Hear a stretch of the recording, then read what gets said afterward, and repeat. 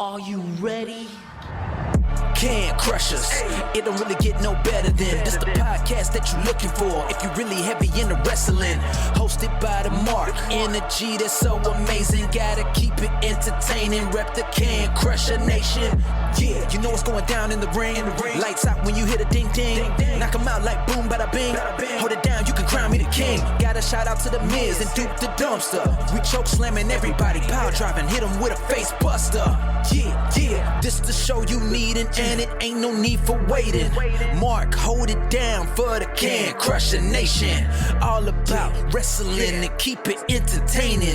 Can Crushers Wrestling Podcast. Time to break them, let's go. Yeah. Can Crushers. Yeah. Can Crushers. Let's go. What up, cuz? This is DL Hartley, the big boy for the big country, Mr. 325 from the 325, and you are listening to the Can Crushers Podcast. Oh, you jerk. You gotta tell me about that. Happy birthday, Sir Michael Jenks. This is what it's mostly about on this podcast. I appreciate that. Thank you very much. Birthday, by the way, folks. Like, right now. Right this very... As you're listening. It's not a couple days ago. It's not next week. It's right now. I'm celebrating the birthday while this is coming out, watching the Elimination Chamber unfold in front of my very eyes. So, how do you, as a wrestling fan, is this not what you want on your birthday? It's a Saturday. You're waking up and wrestling is on. Doesn't matter where it's at. You might have to wake up fucking 6 o'clock, 4:30 in the morning, but it's on. It's on. Yeah.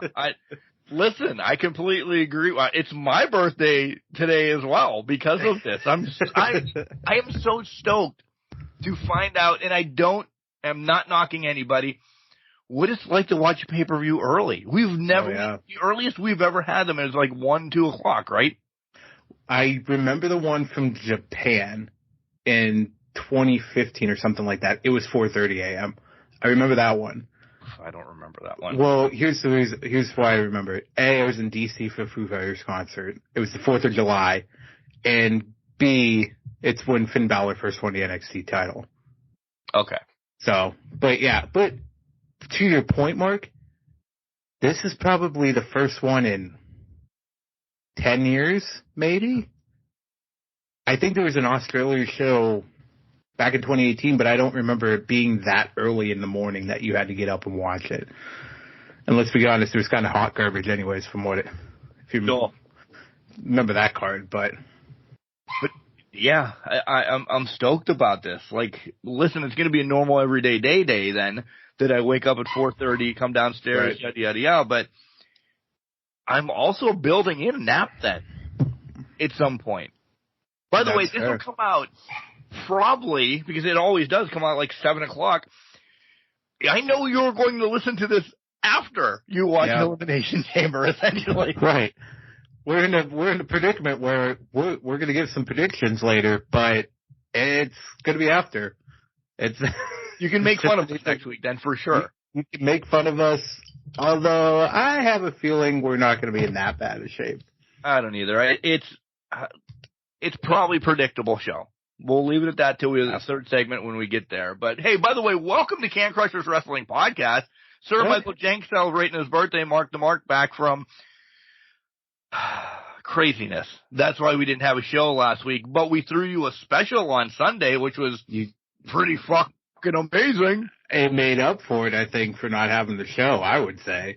But yeah, it's been a crazy couple weeks for you and, well, just you basically, because, man, let's be honest, you're a man about town, and you're doing shows, you're doing special shows, you're doing basketball, you're living the dream of a garbage man, I guess. I don't know, but water meter. Yeah. Water meter replacement specialist.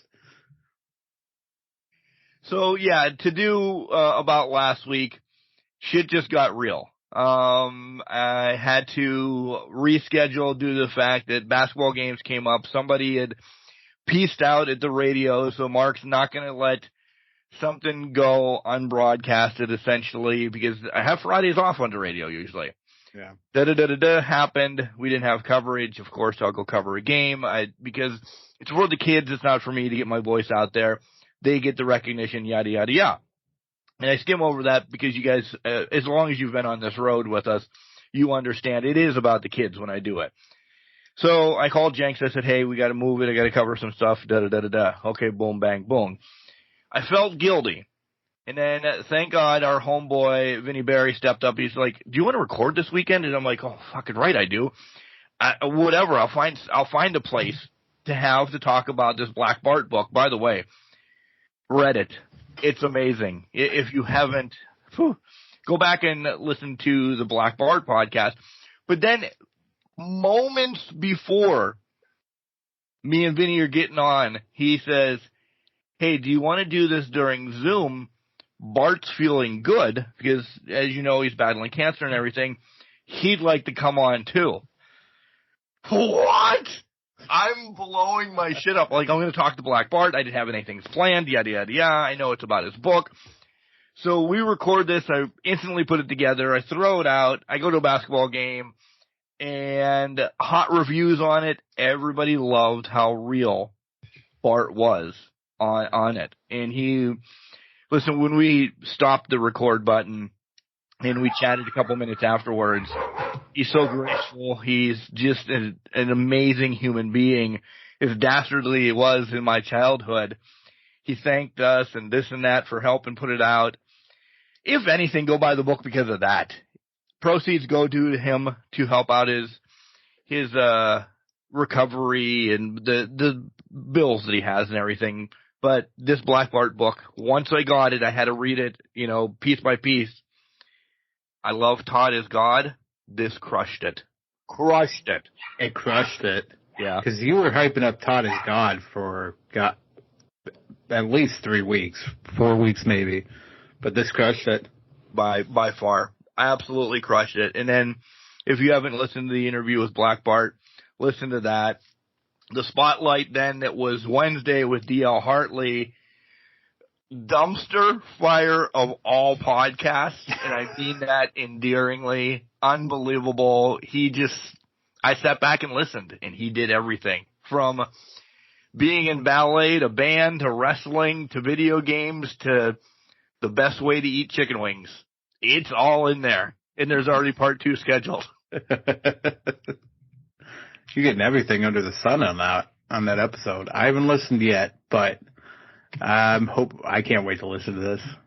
Yeah, both are amazing. Both are wonderful. So that's essentially been my 2 weeks. How was your 2 weeks? Little of this, little of that, moving this, moving that, trying to make this house a home again, some capacity, doing just a lot. There's been a lot going on. Nothing, there's been a lot happening, but not a lot happening, if that makes sense. Went to pick up a China cabinet in the middle of a whiteout on Saturday. Just having fun, because the fun part is it was at Kimberly's old residence, a building area, complex. Connected with them on Facebook Marketplace. I'd love to buy it. They told her, sure, come to XYZ. And she's like, huh.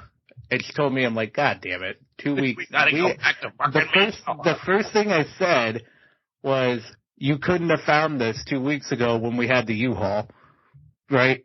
So, no.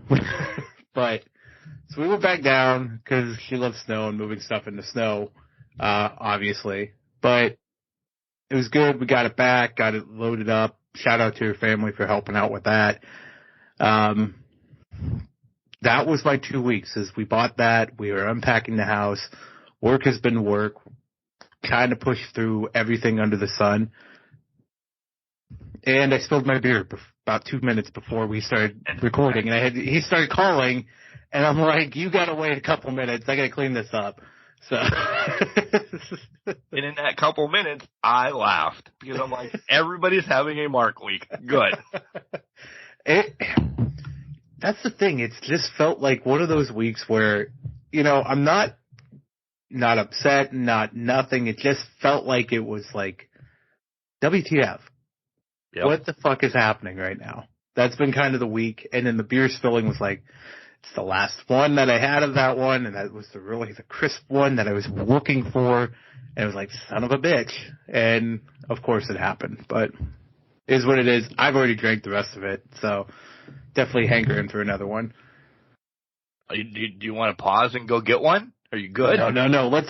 We'll get through segment one. We'll get through segment one. We got things to do here because we got to catch up. We do. Listen, there is going to be wrestling talk, but there's a lot of other hot topics that you know that we cover here on Can Crushers. And first and foremost, Jenks, I want to put the one that we really want to talk about on the back burner because one has trumped it. In the last hour, one has trumped it. And I didn't tell you pre-record. What was that? Netflix is putting out a document about the Montreal Expos. Really? Yeah. About the fall, essentially, which I've lived it. Yeah. But I'm so excited. I should actually, instead of being a Tigers fan, should have been an Expos fan. I don't know if I would have transitioned to the Nats. I've always had some hankering with the Expos, and if they would ever come back, I'm all in. Yeah. Miggy's retired now. I love Torkelson, but I think I could get right back to Montreal like that. I think you could. I mean, but they're not in the cards right now. No, not at all. With the two that pretty much have been named, I think it's inevitable at this point with the amount of leaks that have been happening that, Nashville and Salt Lake City's are the front runners, The expansion's coming. It's a matter of when they announce Salt Lake City and Nashville are getting teams. Like, there's just been teams before Oakland moves to Vegas. Yes, because Oakland might not end up in Vegas based on the way their deals are going right now. We got the the Vegas mayor telling them, "Hey, you should look for residency back in Oakland," and it's just been a dumpster fire at this point with what Oakland's doing. So I think Salt Lake City and Nashville are going to get teams before they do. I think so too. Because plan for Oakland to move was 2028. Yeah. Fuck, that's 4 years. 4 years. You have a draft and everything because Nashville's already got this a venue. Yeah, for sure. They just move where the Sound's playing. The Sound is no longer a AAA, and it's a great ballpark to start at, right? And build. Yep, exactly. They have they have it in place right now. Salt Lake City, I don't know if they have a minor league ballpark, but they might have a college one that they can at least start at too. Play there for a little bit, like you said, and then start building after that. Yeah. But with Vegas, they can't even get a college team to sponsor them. They got nothing. We fuck up so bad the Vegas mayor tells you to go back to Oakland and figure it out. Did you hear what the Oakland owner is doing? The fans are trying to have a fan fest that they're doing themselves. Yeah. And they got sponsors, and one of them is a beer sponsor that actually is part of the Coliseum.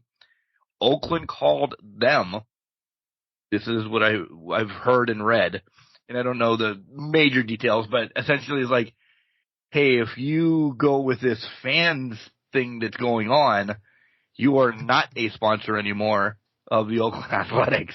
We will kick you out of the stadium. So he's shitting on his fans by trying to pull sponsorships from a fan-run fan event, fan fest or whatever, by telling these sponsors, you will not work with us then. He's completely just trying to rip Oakland apart. He is, and that's why you saw last year they were doing the sit-ins where they actually went to the games because they're like, it's not our fault that they're not putting out a product. The fans still love the A's. The fans love the A's. They just don't love the ballpark that they're playing in, and they don't love the product that they're putting out on the field. Like, why would you show up if it's going to be subpar baseball in a subpar stadium? You know what I mean? Why would you do that? So the fans love the A's. They love the lineage in that, but you can't support a team that's not supporting itself. Right. I think MLB steps in and buys them in time. I think they have kind to. of like what they did with I'm just talking about how much I love the Expos. What they did with the Expos and say, all right, well, we're moving you to Washington. Yep. Maybe Oakland's a team that moves to Salt Lake, and then Nashville's only the real one that's added. My thought is if MLB buys it, they'll find a way to complete the deal to Vegas, and they'll still add the 2 teams. But because I think the Vegas deal is the bread and butter. It's the bread and butter right now. It's the biggest market that's available to them that they haven't got yet. Right. So they're going to take that. But I think everybody involved, the owner of the A's, is just the black spot on this whole thing. He's the black mark. To steal a line from JR, he's the skid mark on the underwear of this whole transaction right now. He called Cornette in '98. But he's just preventing a lot of that. Yeah, he is. He's a dirtball. He really is. Oh, he's not good. Not good at all.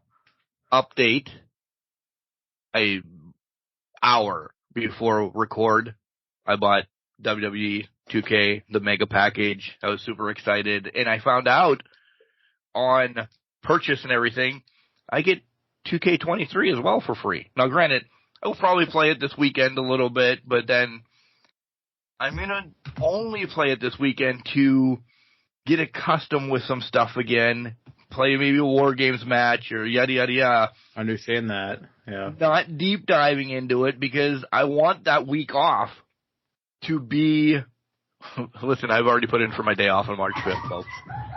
I'm off work. As the bloodline is running around in the back room. I think the matriarch of the house is home, so we're just going to go on mute real quick.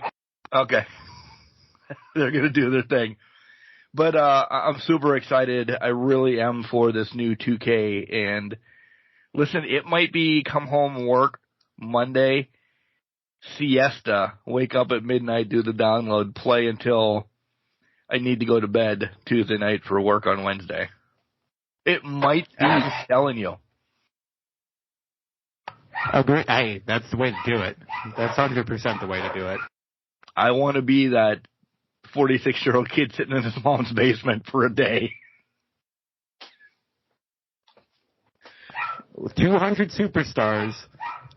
That's a lot of ring entrances to watch before I start. I know, right? You better sit down tight and watch them all. You're gonna need 3 hours just to get through that. I know. That's going to be a lot of W. By the way, I'll throw this out there. My energy drink W has been amazing. So maybe I'll be drinking W at midnight on Tuesday, watching all the ring entrances, and then roll right into a casket match at probably 7 o'clock in the morning. As you should. As you should. So have you given more thought? Or when are you pulling the trigger? Because, listen, I started with games with WWE 2K. Are you really jonesing to pull the trigger now? Because a lot has come out. A lot has come out on our number one game. I want to pull the trigger. I do recognize that it's running into my timeline for buying a new system. So if I'm going to do it, I would want it to be a dual pack. So it's PS4, PS5 type thing.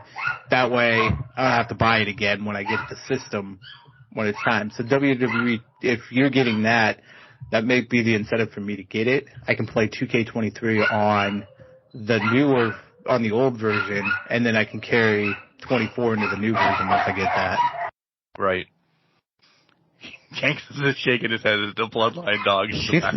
She must be taking her sweet time coming out of that car, or she's talking to somebody. Let her go. I will let her go. She's allowed.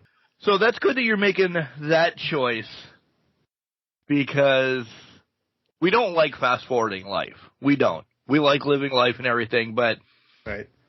Holy shit, can we get to May? Because now it's on time. We're going to talk about football for a moment, guys. During our time off, we got kind of that teaser trailer of not in-game stuff, but some in-game stuff. And let's talk about that for a little bit. We are a wrestling podcast. We haven't talked in a little bit, guys, so we just sit down and listen. Let us talk. Right? Let us talk. What was your favorite thing that you saw of that first trailer? I loved that. I love the concepts that they were doing where they didn't have them complete yet, but it was like, okay, here's the mascot, here's the stadiums, here's what we're doing with this. That was kind of cool to me from my perspective, because I'm like, okay, they're still putting a lot more into this, or it's like it was playing the teaser up a lot. I'm sure the game's probably already done or through into testing or something like that, but right. I thought that was pretty cool. What was your thoughts on it? Yours exactly. The thing that made me pop the most, and listen, I'm a Pitt fan, but I also live in Pennsylvania. When you see the Nittany Lion opening those gates and they run out, that got me. I'm like, oh. That whole sequence where it was like just the hints of what the entrances usually are. Yeah. I'm like near and dear to my heart. I was hard eyes, emojis. It was unreal. And then this week, 197 colleges essentially at the same time tweeted out saying we're in the game, and it was so cool to see X just taken over by the colleges. And then people on TikTok, at first I'm like, wait, what is he doing? But then I scroll and I scroll and I scroll and I saw these people holding like notebooks. Me holding on to my walk-on transfer, yada, yada, yada, as I'm coaching James Madison against the Penn State, a whiteout. I'm like, I don't know if I want to start with Pitt. I love Pitt. You love Oregon. We know that we're going to somehow make a dynasty where we play against each other, yada, yada, yada. We may never meet. Never meet, but it's going to be fun. I think like Coastal Carolina is probably going to be the school that I want to start with. See, I love Coastal Carolina, and that's been the team I've been dying to play at. Just in general play as. It's cool, it's unique, but like it's a lot of those other schools that just came in. James Madison's one, just those other schools. I saw the same TikToks. Liberty's in there. Liberty's in there. Everybody's in there. I saw those same TikToks, dying laughing, because I'll be that person with my old headset, like just pretending like I'm this guy with the one-star recruit trying to win this football game. But so you think you're going to go straight for the underdogs right off the bat? I don't see. My heart says I'd love to do a run. Clearly I'm going to have probably two going at once. Yeah. One, I want to have my Pitt one going where I just run amok. And I say Coastal Carolina, but if I love the logo. If that is who you pick in our dynasty mode or something, I'm okay with Lafayette, or I'm okay taking Akron's going to probably be one of the worst teams on there. Akron 100% is one of the worst teams on there, but it'll be fun. Right. I'm so Jones for this game, and people are joking and laughing at me. I said, when the date comes in May, that is official release, I will have the earliest of early packages that's available. And from that day on, I'm not working that week. I will have enough pool hours. I have not used a day vacation yet this year. The first one will be March 5th. So I have plenty of vacation. We're not going anywhere this year. So let's fucking go. If it comes out, if I get early releases Tuesday, see you next Monday. Yeah, just play at that point. You know what I mean? It's just playing. And you're just, that's your life. You're living that life. It really will be. Listen, podcasts too. Jenks and I will get together for our weekly show, but I will scrap and make sure I have spotlights in the hopper to release on Wednesday, yada, yada, yada. Get ahead of it. That's it. This is the way that I'm going to do. Do not bother me. And I don't mean it mean, but this has been 10 years. That's exactly it. It's 10 years, and now people have been chomping at the bit. People have been waiting for this. Like, this is the time. There's so many new modes we've gotten confirmed. Herb Street and Fowler calling the games today. That was so fantastic. It's not supposed to be like Madden. It's supposed to be something totally different, a unique experience. FCS might not be in the game right away, but it could be at a later date, which that's a microtransaction that I would pay for, if reasonable. Listen, I spent $120 for a fucking wrestling game. It's going to be reasonable. I doubt it's going to be more than maybe like 30 for all the FCSs. Oh, I don't think. Yeah, I agree. It's not going to be more than 30 because you're essentially bringing in a whole new game at that point. Yeah. Are they going to allow you to transition the FCSs after a couple years of running amok with them? Do you start that league then?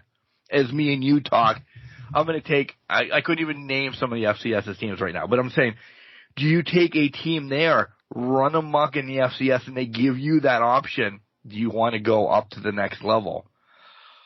What? Because that's a true dynasty then. That is, because you're taking it from point A to point B. Like, that's, I told you before when we talked about this, we talked about the realignment a long time ago, and we're like, they should just do it like Premier League or anything like that. You're in tier 1, 2, 3, and 4, and you can just bring tier 1's shittiest team down to tier 2 and tier 2's best team up. Could you imagine if you could do that during a dynasty where you can just pluck and play FCS teams and FBS teams up and down? Yeah. Sorry, Vandy. We'll see you later. Have fun. All right. Vandy's gone. Sam Houston, you just made it to the FBS. You just made the list. Welcome to the FBS. Good luck. Yeah. The possibilities, because this is 10 years essentially in the making. Shit has changed so much that that's probably just something they can add in the DLC. Yeah. I mean, I'm buying the DLC no matter what. If it's a paid DLC, a free DLC, whatever, you throw that in and say, hey, if you want this, so you can pluck and play like we're just talking about, it's an extra $5. I'll buy it for everybody. And no, I will not. Before that, I'll buy it for you. Thanks. Appreciate that. I cannot wait. I just want to see it happen. We just need time. We just need it to happen now. I mean, I'm off. Are you going to take that day off? I'm considering it.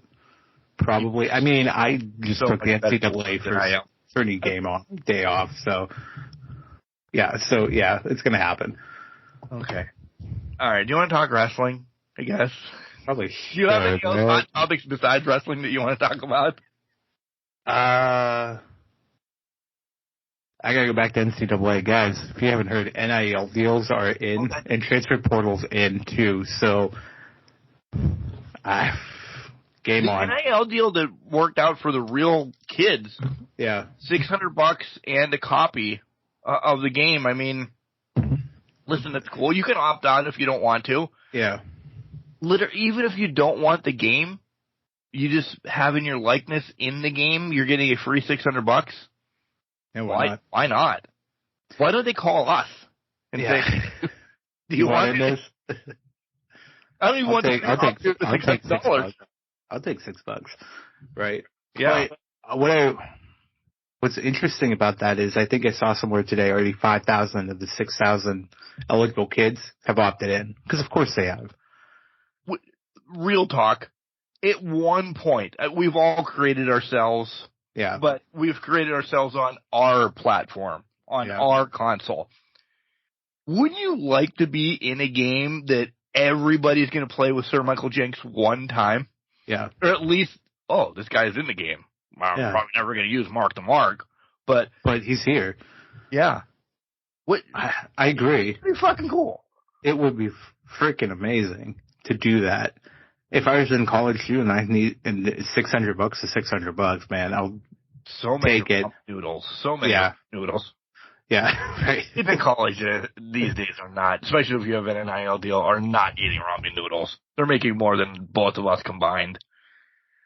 Pretty much. Well, yeah, they are. I mean, I think the ones holding out right now are more than likely the ones that think they can get more money out of it. Like, they're the big guys. Does that bother you? No, because I get it. They're getting their bag. They're getting their bag, right? They want to get their bag from the game, which is fine. You know what? You're already making $1.5 million Right. playing right now. So for me to say, oh, they're being selfish for holding out for more than $600, they know. They have people talking to them and saying, listen, guys, they're just going to make millions upon millions of dollars.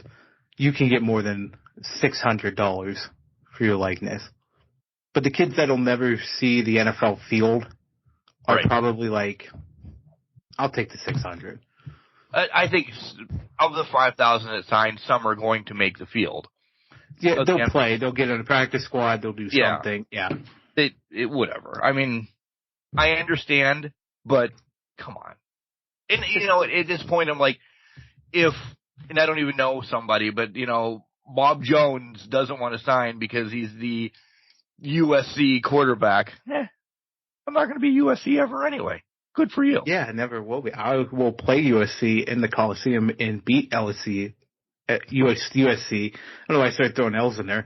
Beat USC. LSU too is going to get it too. But USC, I'll kick their butts at the same time with Akron pulling it out of my head. All right, we're off our soapboxes. We haven't talked for a little bit. I have two things in wrestling I want to talk about, hot topics, before we kind of cover the last couple of weeks. Francine and WWE 2K24. Not friends. I'm backing Francine on this, by the way. She has been the Queen of Extreme forever. I've never heard Liv Morgan called the Queen of Extreme, so why did they give her that tagline? I don't know either. What the hell are they doing? This is on 2K. Yeah, this is definitely 2K didn't do the research or something, because Liv has never been called that. Never. Did we miss it in the 3 years that you've been on the show and the 8 of the show? Yeah. Apparently, we're not that good of wrestling fans because we missed that. I don't know why you even call her that. So, good on Francine. Good on her. I mean, if she's got it lock, stock, and barreled, that's her name. Yeah, she's got a trademark. She's got everything. She put the money into it. It's it's done. Like, let her have it. So. The second one, still involving the game. Brock Lesnar not out of the game. But not playable. Probably part of a lot of the WWE WrestleMania moments. Maybe not a lot, but some. But he's not playable. Is this This is definitely, oh shit. But because they couldn't change the moments that fast? Clearly, right? I think so. I think you're exactly right. They can probably change who you play in the moments, but they haven't changed what the moments are. So I think the one was, the leak's to be, if the leak is supposed to be believed, it could be the streak is involved somehow. Right. So if that's the case, apparently now maybe they can change it so that you face Brock, but you're the Undertaker trying to stop the streak from happening. Yeah, that's what I thought too. That's exactly what I thought. But let me ask you this. Do you think they still have to pay him? His likeness is in the game, right? That's where I'm at is, what purpose does it serve to keep him out of the game or keep him unplayable in the game? It doesn't. Listen, all allegations, whatever. What does it matter at this point? The game was probably at silver when allegations came out, if not gold. Right. Because it's only been a couple of weeks. If not gold in the whole making of the game. Right.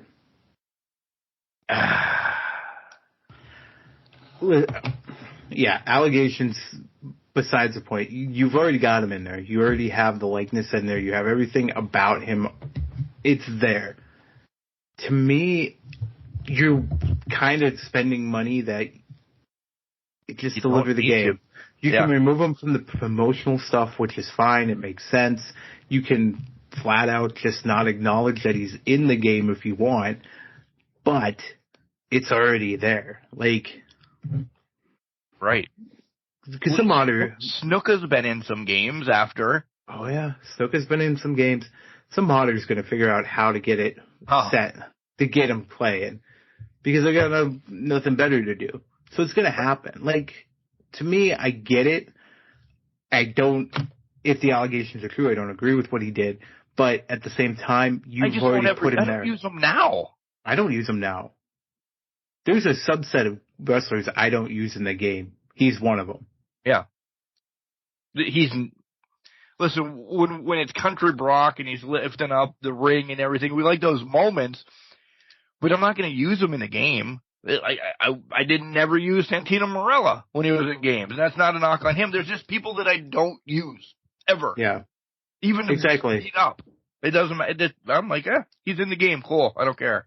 There's some that'll use that it's just, all right, let's try with fucking Heath Slater or something like that. Let's give a Rumble a try with Heath Slater and see what the hell happens. You know what I mean? You play once with them, think, okay, this is cool. You throw them in NXT. And then you watch entrance, and then you're like, all right, eliminate me now. But you don't play them. You don't play as them, but I think there's a reason obviously behind it. I get what they're trying to do. I guess I don't know exactly what they're trying to do, but there's a reason behind it.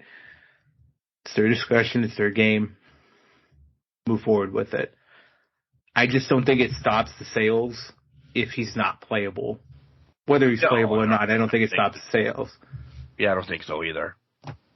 The added things, and then I really think the WrestleMania history it does everything. It really does. My last one I have, we have a new John Wayne. Did you hear this? No, obviously by that face, no. Hulk Hogan says somebody at Paramount wants him to be the next John Wayne. We missed out on that one for our Hulk Hogan Knows special. Listen, I'm willing to bet we're going to have one next year because we're going to get some doozies, and this John Wayne one is... it's already up there. It's up there pretty good. John Wayne? Yeah. Nobody wants that. He said somebody from Paramount, an executive, posted it last night.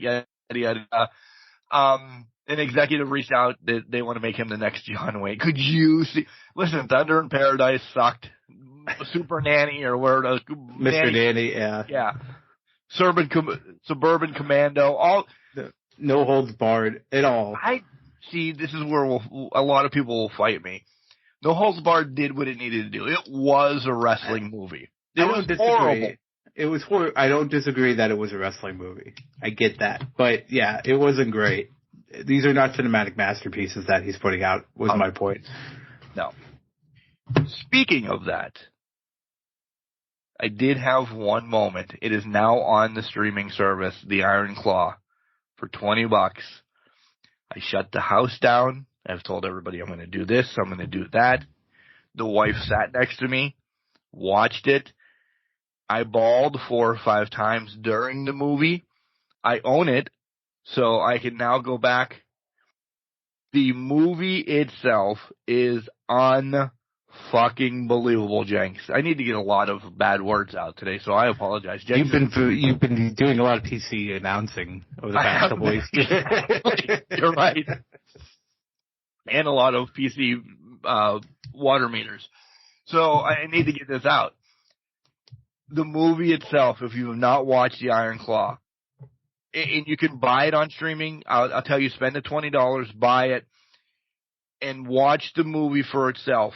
Understand that there's people, if you've heard reviews, that there's this, there's that, there's this, Ric Flair's horrible, yada, yada, yada. Throw all that out. And if you're a Von Erich fan or watch wrestling in the 80s and everything, and you know the story, let it tell the story. It is a masterpiece. I will probably say this is now in my all-time favorite movies in the top 3. That fast. It is slid in there. And it's unbelievable. Kel watched it. She understood it. She was like, oh, my God, that's amazing. After I get off of this high of still loving the movie, I do want to go back, and I do want to say, okay, let me look at some of it. As a wrestling fan, I do want to critique it. Trust me, I did notice right off the bat, and this was one of the big things. The guy playing Ric Flair, cool. You were in the Iron Claw movie, did it? He fucking sucked. He was bad. But that didn't tear me away from saying it wasn't an awesome movie. Right. Unbelievable movie. So, Jenks, I'm telling you now, you guys get time. I even think Kimberly, just the story, they did an amazing job. Yeah, I believe that. It looks amazing. Everything I've seen about it has just been emotionally wrecking, but powerful and good. So it's going to happen here at some point. I watched it last Saturday, like mid-morning into afternoon, prior doing a doubleheader for basketball Saturday night. So if you heard my first broadcast at 3 o'clock of the basketball game, I apologize. I was still a little verklempt. It took me to the second game to get pull it together. Pull it together. I was still thinking about the movie. Oh, I mean, I get it. I get it wholeheartedly. Oh, man. Do you have any hot topics? This is one that I saw. Apparently, I don't know if you saw this, but according to SCS Scoops, that Michael Cole had said that pirates affected the plans for the Elimination Chamber. So Pittsburgh Pirates? Apparently, or Somalian pirates, one of the two. Pirates in the ocean. So a structure which took over a month to get here. Cole said originally it was supposed to ship through the Suez Canal, but pirates ended those plans. So it was sent to Miami, transported via truck to Los Angeles, then taken by ship to Sydney, and then by train to Perth. So it took over a month to get the chamber there because of pirates. We kind of predicted that it's got to be that how long, because they weren't flying it or training it there. So we kind of figured in November when we were talking about it had to go, yeah. But it adds some humor, and I take it as you may. And by the way, pirates as well. We need to talk about that, so we'll wrap back around. It's funny, but at the same time, it's like, what happens if they took the Elimination Chamber? Like they stopped the ship that had the Elimination Chamber. What are they gonna do? They're not gonna put it in their boats. I can't imagine they're going with big ass boats and they're gonna have the equipment to move the chamber. No, but they could take over the ship that it's on, right? I guess, but how the hell are they getting it off? But they're just taking the ship. I'm saying they're not physically removing the chamber from the ship. The thing. But they're just going to take the ship and crash it. Maybe they are big AEW fans and they are not part of the WWE universe anymore. And to me, just looking to hijack the ship. That is a shitty pirate then, because you're supposed to be cashing that shit in for money. What are you, the Jokers of the Sea? Just do things for chaos and then sink the fucker? No. But what happens? What happens if this ship doesn't make it to Perth? Like, it's there. I've seen it. They're already setting it up. You guys have already watched Elimination Chamber by the time you're listening to this, so you know it's set up. I've personally seen it set up. Like, right. Thursday it was set up. Yeah. But what happens if it doesn't make it there? What was their idea? Because you can't, let's go get some steel and build this real quick. Popsicle sticks and plastic. That's all they had. That's probably all they would have at their disposal at that point. You just make it an elimination match then? I think you have to. Elimination Chamber live from Perth. This was the riskiest Elimination Chamber. This was a risky endeavor. The chamber should have never left the U.S. They have to go back through the Pirates, right? To get it back home. They'll probably go back to L.A. to avoid the Pirates. Well, the Pirates are on their way there. Right? They're probably watching Peacock from the ship saying, huh, all right, this is probably going to come down sometime mid-Sunday. Let's intercept it. Yeah. I mean, they have a year to build a new elimination chamber again, but... Let's pick it off in Guam. Right? Wrap back around the Pirates. Bone Thugs and Harmony video game. Played the beta. Threw it away. You know how excited I was 2 weeks ago when I was talking I was going to play this, play that? Nope. Too much. I have a ship that's the size of my phone, and it's all online. Before I can get out to seas, I was blown up from somebody that has played for 24 straight hours. Yeah. And I understand, yeah, they had some harm done to them because they picked on somebody little. People don't care. No. They have a Carnival cruise ship, and I have a fucking raft. Yeah. And if I have a tree on it, they want my tree. Yep. Threw it away right off the bat. So then I tried Black Flag, which everybody told me, this is the one that you want to do, yada, yada, yada. Played for a little bit. I was getting invested. And I'm like, man, I have to stop. Because I have 2 weeks before wrestling comes out. I know I'm not going to get through this game in 2 weeks because of my schedule. I may go back to it in time, but I had to. I officially even deleted that because I just knew I couldn't give it enough time. Was it fun? I did enjoy it more than Bone Thugs and Harmony, the video game. Okay. But I knew my ranking of games for the next couple months that I'm like, I was just looking for that quick hit. Yeah. A line off the back of a toilet, essentially. I don't need that. I got nothing for that one. You want to pay the bills and they talk wrestling? Let's pay the bills. Yeah, on that note, let's pay the bills, talk wrestling. Collar and elbow, hats, hoodies, tees, all the cool stuff that Alice known as hooligans have at Collar and Elbow. Go and buy it up. They're having a sale right now. Plus, you can use our promo code as well to double up your savings. And our promo code is... Surprise, surprise, it's Can Crushers. Save yourself that discount, baby. I don't know if they have any of those shirts. Well, they might not, but hey, I'm just saying. Right. Don't forget we have a WWE affiliate code. It's in our show notes. If you're looking for the new Rock shirt, LA Knight shirt, Cody shirt, whatever, you know you're going to pay for it. Support us. Use our code. You might get a discount, you mightn't. Yeah. Use our code while finishing your story of getting that new shirt, hoodie, whatever it is. So go for it, guys. Ooh, dabbling with some cool stuff in the old paying the bills. I live off a W in the morning. I really do. And listen, I haven't had a canned one in a while. And it's just, I put 20 ounces of water in a glass, 2 scoops, stir it around, swish it around, down it.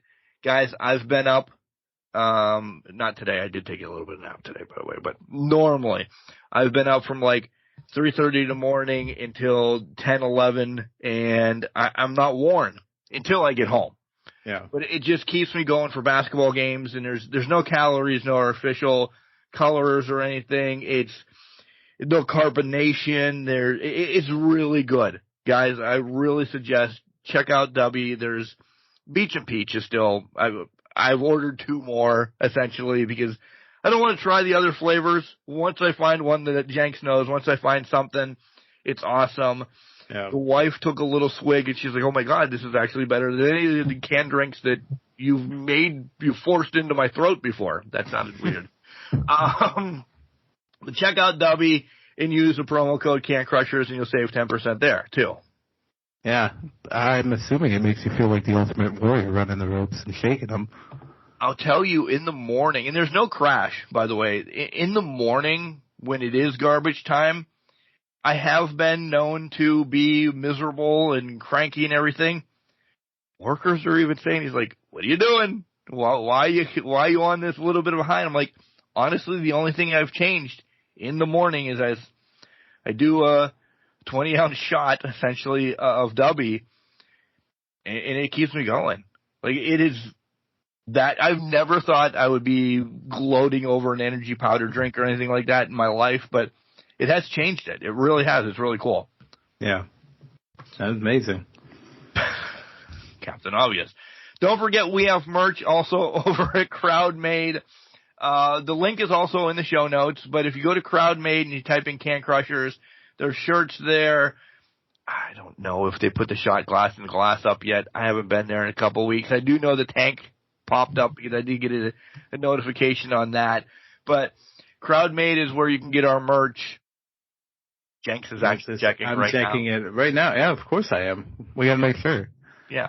But they're coming. I know they're coming. I know you heard me say this for a while. Also getting in the emails is on my part. I have to make sure that all the X's and T's are crossed and I's are dotted, yada, yada, yada. Where can you listen to us? Well, of course, are they there? No, it's the Tank Top, though. Tank Top is out there. But they can listen to us on Spotify, iHeartRadio, Google Podcasts, Apple, all of those fun stuff. But what you really want to do is listen to us on Podurama, where you can get 50% off a lifetime membership right now. Listen to us. It seamlessly transitions from your laptop to your Amazon Dot. Mark knows I almost fucked that up. To other recording device or other devices that you can listen to. And you can catch us along with those other shows that are out there that, in case you want to wet your whistle with something that isn't as enlightening as us, you can do that as well. So some shows are very angry. We are not. Yeah. We are not. We are just truckers. Facebook, X, Threads, and Instagram is where you can join conversations, slide into our DMs, ask us questions, da-da-da-da-da. People have also asked, when is the next Can Crushers? Probably right before WrestleMania is when we kind of always do a big Ask Can Crushers. Yeah. Probably like 2 weeks prior, because then we get WrestleMania talk, we answer them the next week, yada, yada, yada, and then we do our predictions. So, yeah, probably right before WrestleMania. There you go. I love it. There you go. You ask and you shall receive. CanCrusher69@gmail.com if you'd like to be part of the show with those questions. If you'd like your own spotlight, like D.L. Hartley was, Black Bart, all the CODA members who have been on over the last month, reach out. We'll have you get set up. There's a really cool one coming up hopefully this week. Wrestler from Illinois. So I'm excited about that. Or you could call us too at 814-299-6687. This is why we don't take 2 weeks off. That number is 814-299-6687. Leave us, a 3-minute message. Do you want to be on the podcast? Do you want to ask questions? What do you want to do? Just leave us a 3-minute message, not your life story, and not 14 to tell your life story, Dan Mucci. So just keep going with that. Here comes Al Snow to tell you more about Collar and Elbow. When we come back, we'll actually talk wrestling. Maybe. Wrestling. A love and a passion we all share. I've started a wrestling brand. The wrestling brand. A brand founded on the aspects of wrestling. 2 entities working together to create a product that connect emotionally for people everywhere. Collar and Elbow is the brand. Passion and love for wrestling is the drive. I am Al Snow, and this is Collar and Elbow, the wrestling brand. Hey everybody, this is Gilbert, WWF's longest reigning light heavyweight champion. And you're listening to Can Crushers Podcast, the best guys there are out there. We're still celebrating Jenks' birthday over here because it's today. Welcome back to Can Crushers Wrestling Podcast. Sir Michael Jenks, Mark the Mark. Let's talk AEW first to kind of encompass the last 2 weeks of what happened there. I'm sure next week we're going to have a lot of meat and potatoes for AEW because it's Revolution season. It's Revolution season week. Ospreay's back into the fold. He will be officially a part of the AEW roster at that point. We got to cover all of that. But Actually, let's start there. Let's get that out of the way. Don Callis family fighting amongst themselves. It's Takeshita versus Ospreay. Yes. But Ospreay turning face when he comes next Wednesday or during the match? I just had this feeling that he's got to be coming face because he's just going to be so. Oh yeah, it's Will. There's no way. Yeah. I think it's definitely Wednesday. I really do. I think this way for the match, everybody, it doesn't matter who the hell he's against. Everybody's going to be behind him anyway because he's now elite and he's going to be. Let me pause for a second. Is he somebody who's going to be on TV every week? Do you think? I think for the most part, but then again, it plays into that where is this also like, is he on a pack contract where he's here 6 months? Either he's gone 6 months, you know what I mean? Is he, so he's living in England still. He's still home based in England. So I'm guessing it's maybe he's here 3 weeks, goes home for a week, vice versa, something like that. Listen, it's not me to decide, but that I'm okay with. 1-2 weeks off of TV, okay. Like, the whole Pac thing of 6 months on, but then Pac's like force-fed to us for those 6 months. Yeah, and we know, well, he's coming back soon probably anyways. But yeah, he's force-fed, Death Triangle is somehow a thing again. And then it's too much. I want it to be natural with Will. It's gonna be forced for a little bit, but I want it to be natural with Will because it's just, listen, I know he's been in AEW a few times and he's been on TNA, so the Americans have gotten to see him a little bit more, but I want the casual to grow to understand this is the greatest fucking wrestler of our generation right now. 100%. He is eclipsing, and he's moving forward. He's gone are the days where he's just flipping around the ring, doing things for no reason, to where he is in his prime, telling the stories, does things when he needs to do them. He's borderline getting on the verge of beating Kenny Omega out for what he was in that title range. So, But to answer your first question, yeah, I think Wednesday he's got to have full on, I'm leaving the Calluses, and this is over, dastardly. Yeah, and I think it's going to be because Fletcher is having visa issues, so that's going to be a whole, I don't think he comes back with him. I think Fletcher stays because they're not going to bring back Aussie Open. Fletcher's a TV champ. It's not going to happen, so. How long if he's having? If he's had issues at this point, yeah. Yeah. So hopefully he's back. If you don't get it straightened up, you ain't coming back for a year.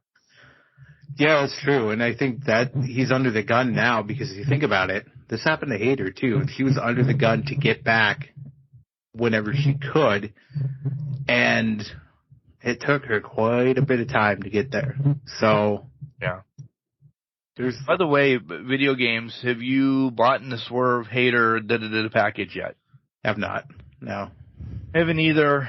I do like the whole wrestling around the beach area. Yeah. I do want Swerve. I don't know. Still just a bad taste because without looking at it, I heard it was like $25 or something. Man, you got to bring those DLCs down. You really do. And I haven't looked into the Acclaim yet since the next season's come out. I want them, but listen, Fight Forever. It might not be played again for a while, especially with what we talked about in the first segment.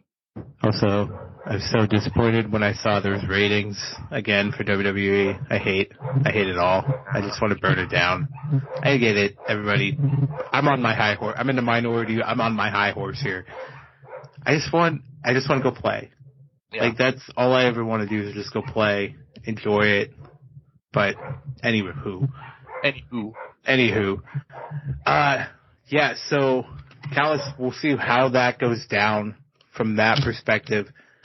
Let's talk FTR and BCC, which this thing came out of nowhere, basically, and now they're Fastlane right for Revolution, and what could be a show stealer from the night. I think it should be and will be, and not you put a around it with the air quotes like it because it's a possibility. I think it. Listen, some of the other matches, nothing against Revolution. We're looking at it, and there's injuries that we're going to talk about here in a minute. That maybe storyline might be whatever to kind of do some things. This is going to be, I think, the match that we talk about after. Yeah. First. Well, and that's where I'm like, it could be a show stealer because you also have Takeshita and Ospreay. Right. Play in that game. But to your point, these are 4 guys that know how to fight and know how to wrestle. We saw that Wednesday night in their draw, 20-minute draw. This is going to be this is the on docket for tag team match of the year. Without right out the gate. Right out the gate. That's what I thought. I'm like, well, this is going to be hard pressed to beat. You know, unless it's going to be the Awesome Truth getting the titles at WrestleMania from the Judgment Day. We're a ways away from that. That could be tag team match of the year too. Listen, it's not going to be as much as this. This is going to be a match that some people are like, oh, it's not the Sting match, or it's not the heavyweight championship match. We'll get there to talk about. It's one of those ones that's going to be maybe 3rd or 4th on the card because it doesn't have major ramifications around it. But it's going to be the best pure wrestling fight match of the night. Nothing. You're muted yourself, by the way. Nothing against 100%. Will and Takeshita, but this is Will's coming out party. So we kind of tell me who's going to win the FTR and BCC match right now. Can you? I can't because I don't know. Tell me who's going to win Will and Takeshita. Probably Will. Right. Yeah, I'm not strong-arming you, but you're right. No, I get that, but I also feel like that's the talent that you have to be considered the best of this generation is you may be the shoehorn to win this. You may be the blazing, flashing light winner of this match before it even starts. That doesn't mean you have to make it believable that you could lose.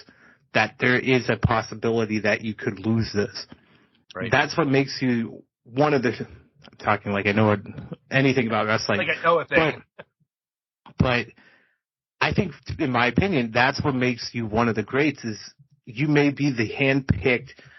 It's definitely you going to win to get off on a strong foot, but you make it so believable that the match turns into a power struggle that you could lose. I get it. But to your point, BCC and FTR are just settled in, and they're just fighting tooth and nail. Yeah. We're on Moxley's just, I'm going to do whatever the fuck I want tour right now and face who I want. When it started, I was not on board. Yeah. Now, sign me up, motherfucker. I'm ready to go. I was on board when it came out. I was confused where it came from, but then I was like, it's Mox and it's fucking FTR. And then you watch the Dax Mox match. Yeah. You signed up at that point. Nothing against Cash. I love Cash. I do. But Dax is a great worker. Dax is unbelievable. Dax could have made it, I think, there's always a Marty and a Sean in a tag team. And it's sad. It is sad, but there's always one. Dax is Sean. Marty is, unfortunately, Cash. But it's just because Dax is so passionate. The promos are so on point. He's a great talker, and he's a very good ring technician. It just works out that way. I said 2 years ago, the match that I saw down at WrestleK between him and Speedball Bailey, unbelievable. Yeah. You know, I don't know, I don't want to say 10,000 people, but the 5,000 people that were at that match, I don't even know if how many, but on record, the 5,000 people that were at that match, That's the only match we talked about. Yeah. It was just so good. So, I get it. All right. I want to talk about Deathmatch Orange. Yeah, let's talk about it. Holy moly. You guys know my relationship with Orange Cassidy. There's love, there's hate, there's fast forward in a match, there's whatever. I put him in, and I know I'm going to get hate from this. I put him in from time to time as that comic relief style match, but he is a technical wrestler. He is a great wrestler and all of that. And I'm backpedaling. I really am. I'm eating crow. And I've eaten crow so many times with Orange that I didn't know. And I've seen him bleed before. I've seen him do some things. I didn't know. If you haven't watched the death match, good Lord, it's up there. It's already probably in the crushes. Oh, yeah. It was one of the best. Unbelievable match. Like, it was a edge of the chair match for everything that's going on. I'm like, holy shit, Orange. So from February 23rd, 2024, if I give Orange shit again, everybody has a right to call me out on it. And I know this happened a couple weeks ago. We didn't talk about it last week, but I just want to make sure that I'm wiping the slate clean and saying I was in awe of this match. This match hit every button on the horizon. Yeah. And you said it all with what you said with it, but there's so many things that you're just like, God damn, Taven going through the table. Like, that was just... Yeah, and I don't want to not say that Taven was...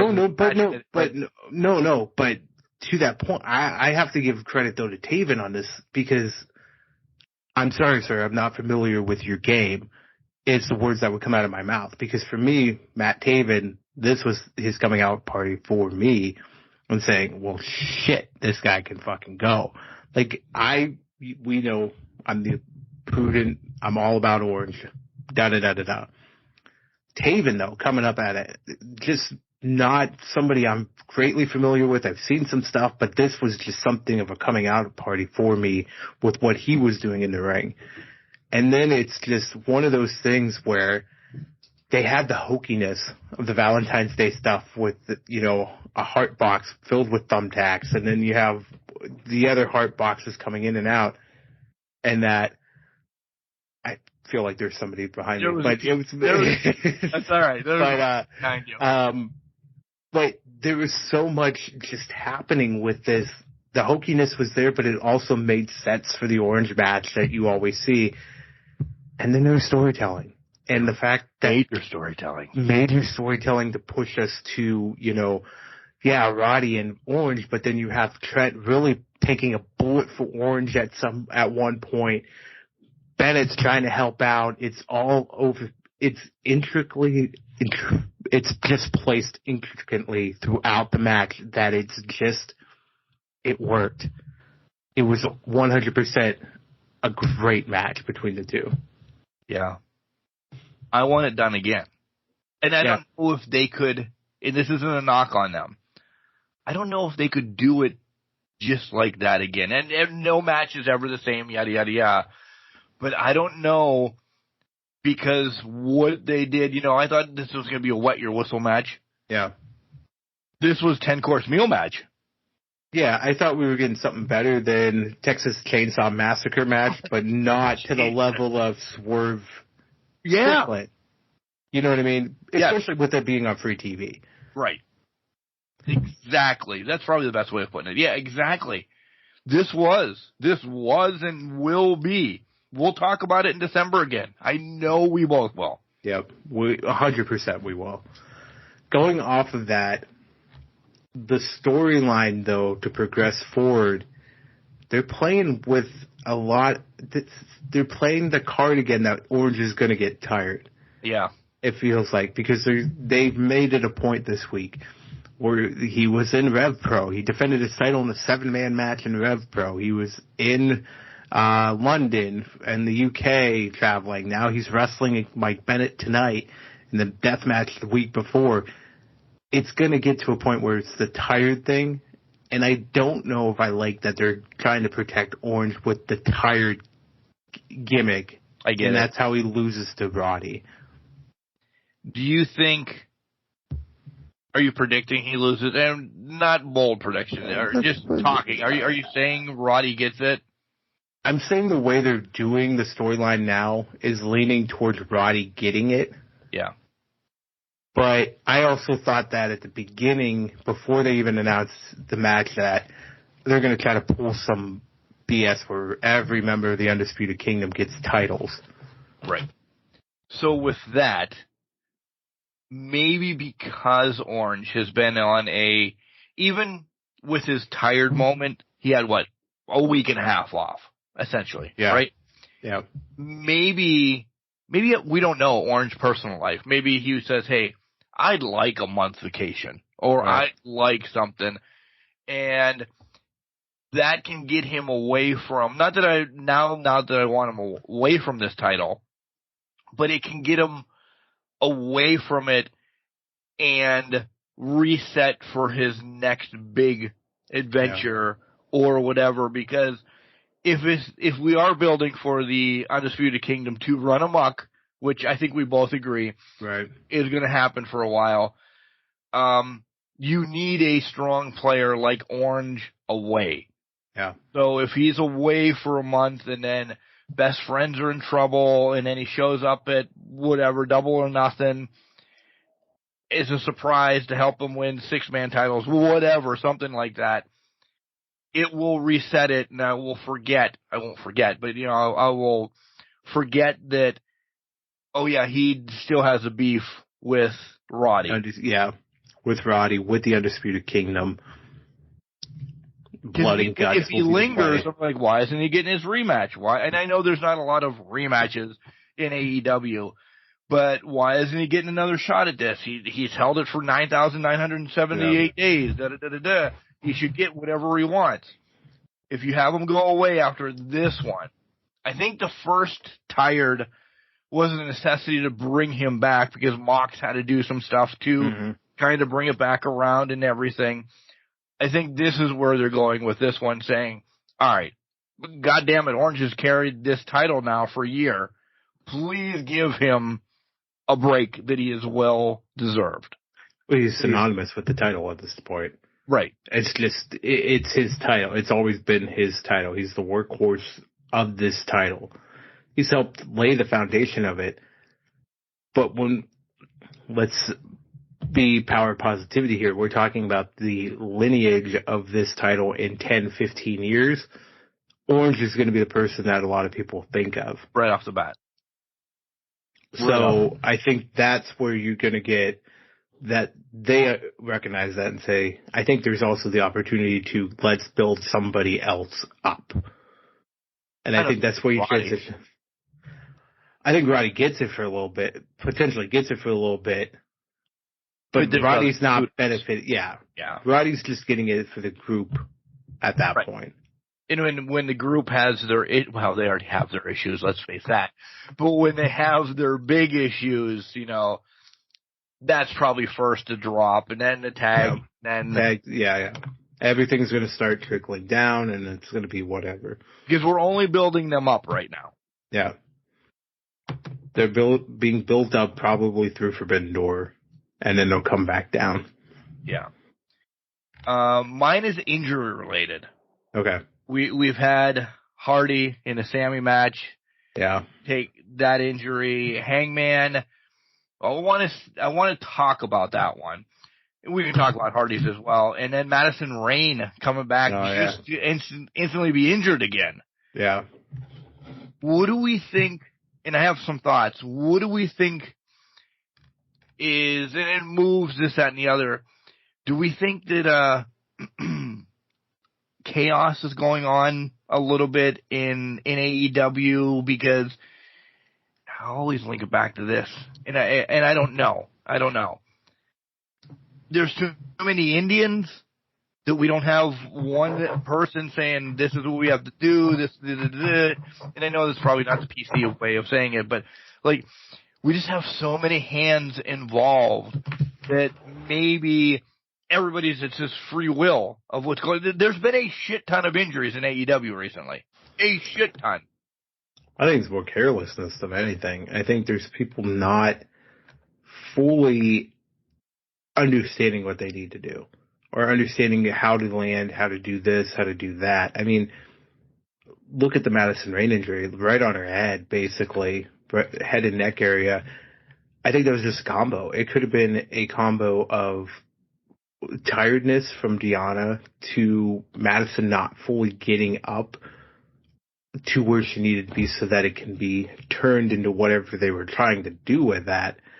I think it's a little mixture of, I don't know if it's too many cooks. I think it's just we're not careful about what we're doing in the ring when we're doing it. Even during the death match, that table spot looked absolutely horrendous.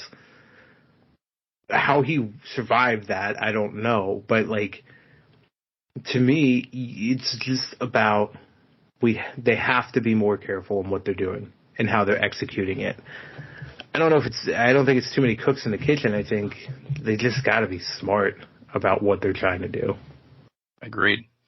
Hardy's was unbelievable. Like that was rough. I thought we saw death again, and I'm not sugarcoating that. I really am like, holy fuck. This is why Sammy is stuck where Sammy's at. Is he's not watching what he's doing. He's doing things, but not aiming. Yeah, he's going for the thrill of the moment versus the protection of the opponent. Excuse me. He's too high on whatever adrenaline, like in-match adrenaline. I'm not saying anything outside of wrestling, but he's too high in the moment that he's careless was probably the best way of saying it. He's just way too careless in the ring right now. And hopefully with age, that'll wisen him up. But if you can't trust him, you can't elevate him and use him as a pillar. Exactly. So he's just relegated to what he's doing. Yeah. And that sucks because he's still my man crush. Let's talk about the Hangman one.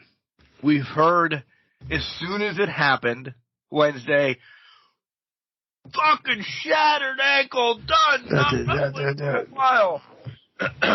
Thursday by 6:05 in the morning. Hey, he's okay.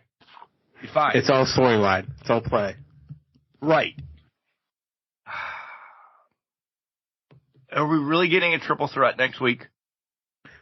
I think we are, because I think we're still getting the double turn. I think this is just to add a aggravation or a grievance to Hangman's excuse list. I had a bum ankle.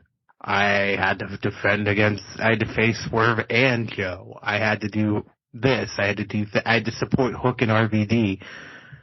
I had to do this. I had to do that. It's just adding to his list of grievances more than it's actually taking him back a step. So we're not making a prediction, but we're both spoiling our pick next week. I agree. Yeah. I agree. It's giving Hangman's not winning next week. Hangman's not winning. Hangman's turning. Yeah. And he's going to use this, it's just a list of grievances, one after the other. We'll get this rematch of Hangman Swerve at whatever the next pseudo pay-per-view on TNT TBS is. Yeah. That's where he'll get his rematch from Swerve for the title. Probably St. Patrick's Day. That's my prediction that Swerve's getting the title. Just saying. But it's probably St. Patrick's Day. Brawl or whatever it is. What is that? Well, St. Patrick's Day is on his side. I mean, I know it's not. It'll be the week, probably the week before. So what? 13th. 16th. If it's on a collision, it's going to be the 16th. Oh, that's true. They could do that. Which ties in perfectly with St. Patrick. Unless, listen, AEW's going to be moving around again here in the relatively near future. Good luck finding it on Saturdays. Well, yeah, you got the tournament, everything coming on. Wednesdays are still okay because they don't touch Wednesdays. They don't touch Wednesdays. You're going to deal with the tournament starting the 21st, I think it is. Then you're going to deal with basketball playoffs probably kicking off in April. Hockey's going to start up because they still have hockey deals. AEW is getting bumped a lot over the next couple months. So strap in, keep your eyes to the tuners because they're going to get moved. What else do you have for AEW you want to talk about? We got to give flowers to the women. We got to give flowers to Deonna and Tony Storm here. They're doing magnificent work, as well as the production crew. That shot of going from black and white to half color, half black and white, back to just black and white was cinematography in its own right. They've gotten a hell of a lot better. They have gotten a hell of a lot better with that, and they're treating it, the gimmick like the gimmick needs to be. They're doing a hell of a lot of great things with the transitions. We're inspiring WWE on some shots. So I think they're doing a lot of great stuff. And the Deonna Tony rivalry, very believable. Very much like, oh my God, could Deonna win this? Could this happen? Could that happen? It's going to be one of the standouts of the show, I feel like, when Revolution comes around. I think so. And giving the flowers to the women, listen, there's 3 bigs in this division locked and loaded, ready to debut, come back, reappear. I don't think everything happens at Revolution. There's big business coming in. There is big 2 weeks after that. Because we've talked about this, not that it's going to be a watered down show. Because I actually do want to talk about Sting and Darby a little bit. We know that's kind of the meat and potatoes of Revolution. We've beat that to a dead horse. You don't want anything to overshadow Sting. I've come to terms with it. Yeah. So and I'm not saying this because it's even, but don't expect Britt, Jamie, Mercedes got her own show. Big business. Right. Don't expect anything next week. And I'm not spoiling it, but maybe. Don't expect anything next week at Revolution besides what we have. I'll disagree with that, because I think there will be something next week. I think we may see a woman come back, because I don't think it'll interfere with Sting and Darby. I don't think it'll overshadow it, especially if it's like Britt or Jamie. There's nothing wrong with if it's Britt. Britt's just been gone. She hasn't been on TV, right? Right. So, okay, great. Britt's back, whatever. If it's Jamie, hey, that's going to get a lot of...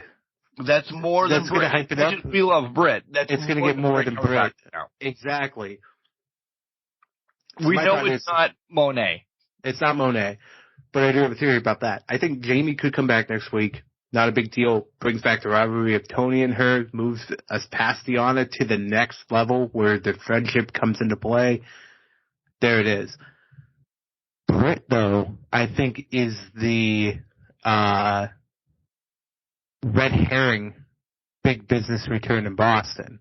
I think she comes out, does her thing, starts cutting the promo. Then Monet is the first.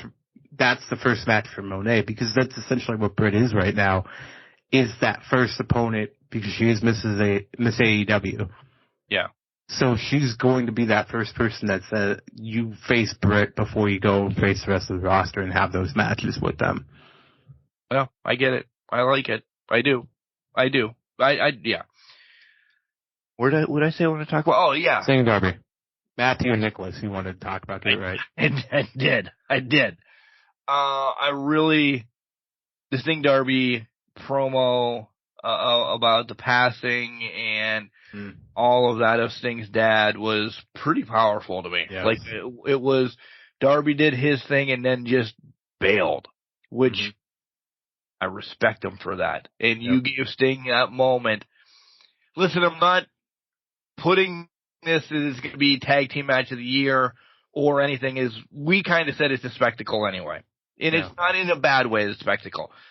I'm actually excited for this now. Like, I want to see, not just because Matthew and Nicholas, because now, man, I understand the Sting, the heartfelt moments and everything. I was kind of choked up. You know, it's a passing, and I don't want to, you know, just stick and say that it was a passing and everything. But I'm like, man, you're right. I need to give Sting his flowers. He was one of my first loves, and I've fallen off of Sting because I'm not on board. I've never been on board with Crow Sting. So once he turned to black and white, I'm like, it's all right, whatever. But I still want to give him his moment. It was just so much for me to watch that clip, and I was like, oh, okay. But you're right. I do want to talk about Matthew and Nicholas, and I'll let you have it a moment. If these dirtballs don't come out with the titles or decimating everybody, listen, I know you're FTR, and I know BCC is doing great things, and I know, as of right now, the Crush is going to Matthew and Nicholas as Tag Team of the Year. And they haven't done fucking anything in the ring. No. Really. As you're listening to this on Saturday, they apparently are going to release their new tag team finisher name. I can't wait to see what that is. Anyways, oh my God, they are such, to your point, they're dirtballs. They are ridiculous at what this gimmick is, and it fits them perfectly. We talked about this. Douchebag Bucks are the best Bucks there could be around. What I will also say is this. Now that we're talking about Young Bucks and that, this is coming to a head with Mox and Claudio. Oh, without a doubt. Or Mox and Danielson. Because it's your ace of AEW and your technical wizard of AEW who's taken over the backstage area that helps Tony Khan versus the EVPs who are pissed about this whole tracking them coming up and threatening their roles and all that bullshit. So, to me, that's what it's building towards. But you're right. They are running amok right now as potentially tag team of the year just because of their fucking antics and their bullshit that they're laying down as the EVPs. Yeah. What else you got AEW? I don't think anything else AEW. Oh, quick shout out to Meat Madness that'll happen in about 2 weeks. I don't know what the fuck that is, but I think our fans would understand we have to shout out Big Meaty Men Slapping Meat apparently is going to be what that is. I'm excited.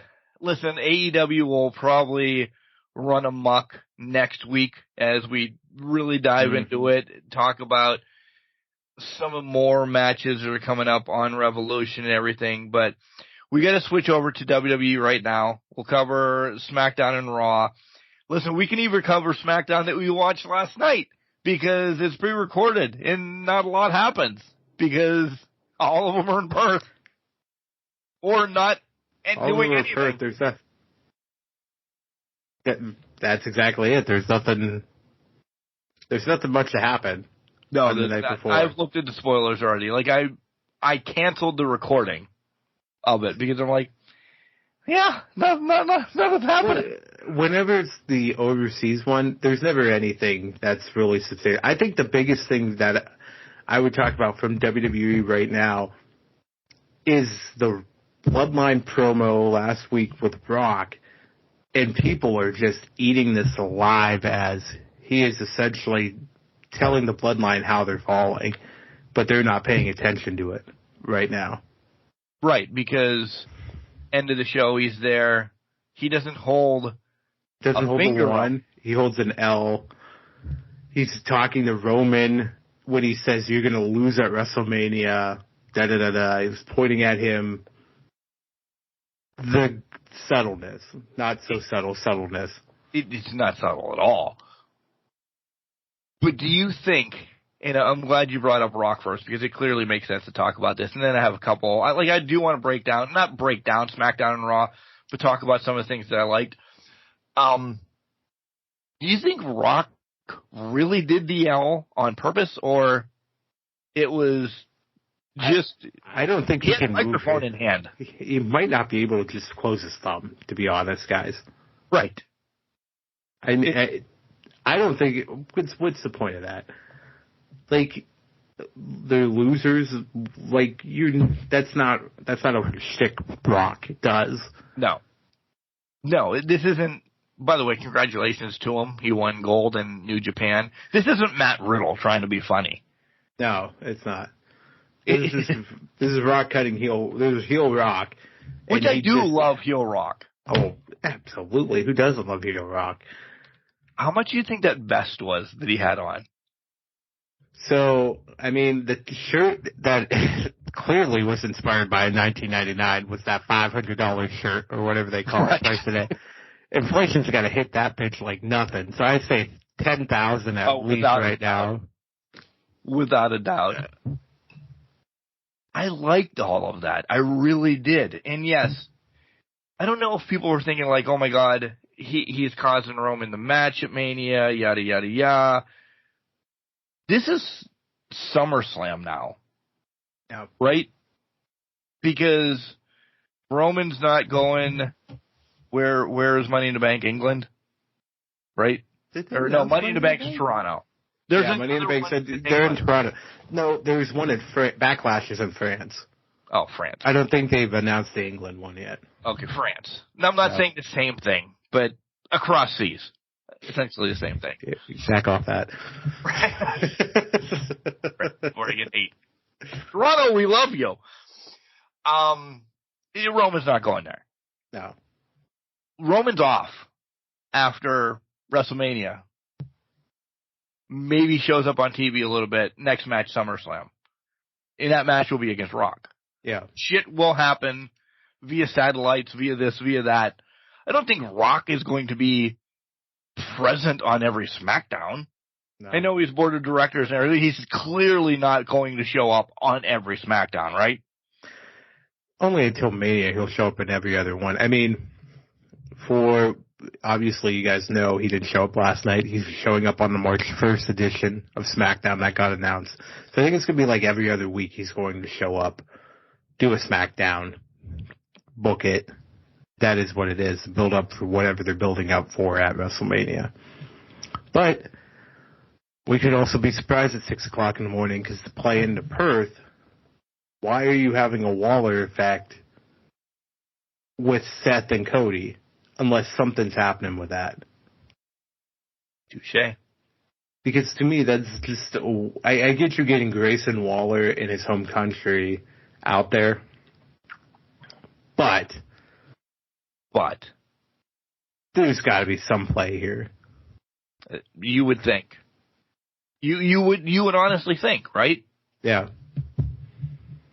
And I mean this wholeheartedly. Do they not know what to do with AJ anymore? I don't think they do. I think they're trying to get him to LA Knight at Mania, maybe? I don't even know if that's the case anymore. I don't think it is. We'll probably talk more about this in predictions.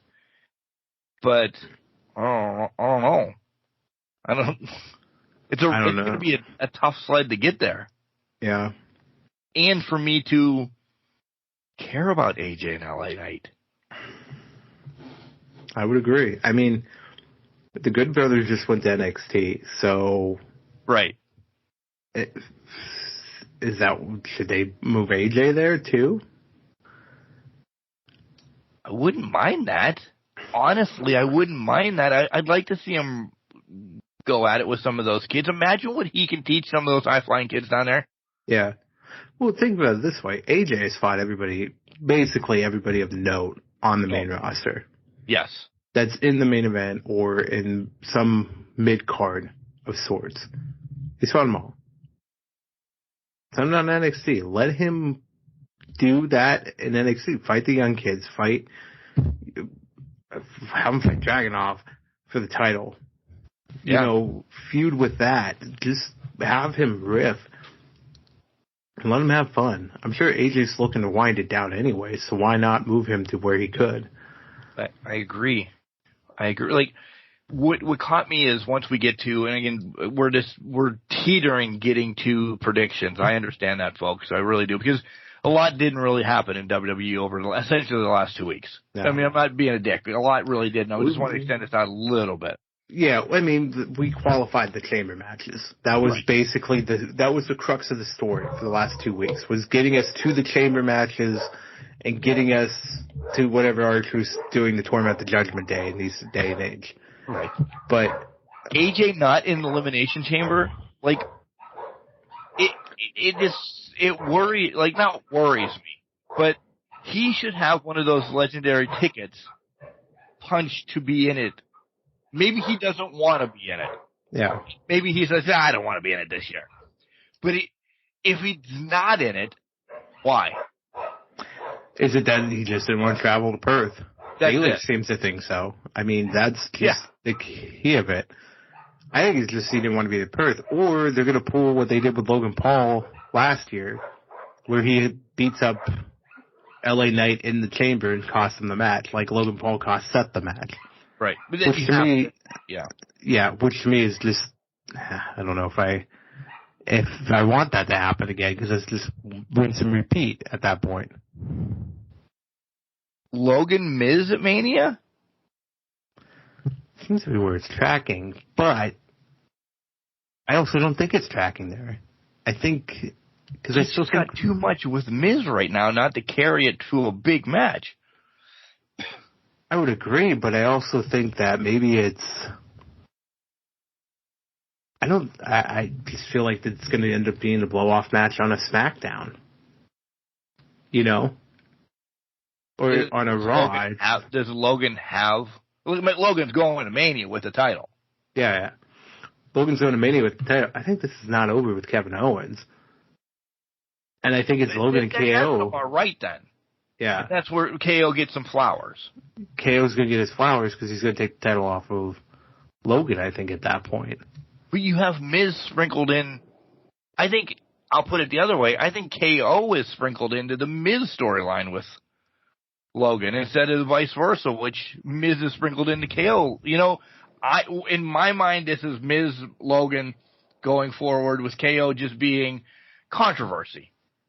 Because he's already had his match. I understand what you're going to say.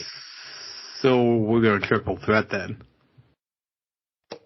This way Logan doesn't take the loss. Yeah, Miz does. Because I don't know if it's triple threat, KO's winning the title, not Miz. Right. Yes. But to that point, I think the way they're tracking the Judgment Day stuff, that's going towards Awesome Truth. Exactly. Day. So how does that play into effect?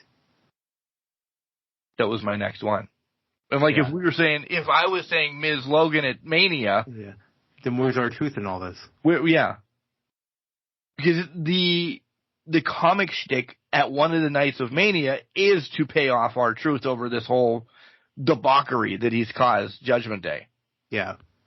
Lose it the next night, lose it the same night. Same night. Whatever.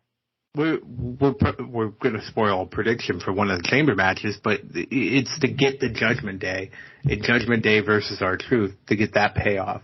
Yeah. At some form of capacity. So if it's not Miz, who is it? Little Jimmy? Is it Little Jimmy and R-Truth versus them, and R-Truth wins the tag titles? I hope so.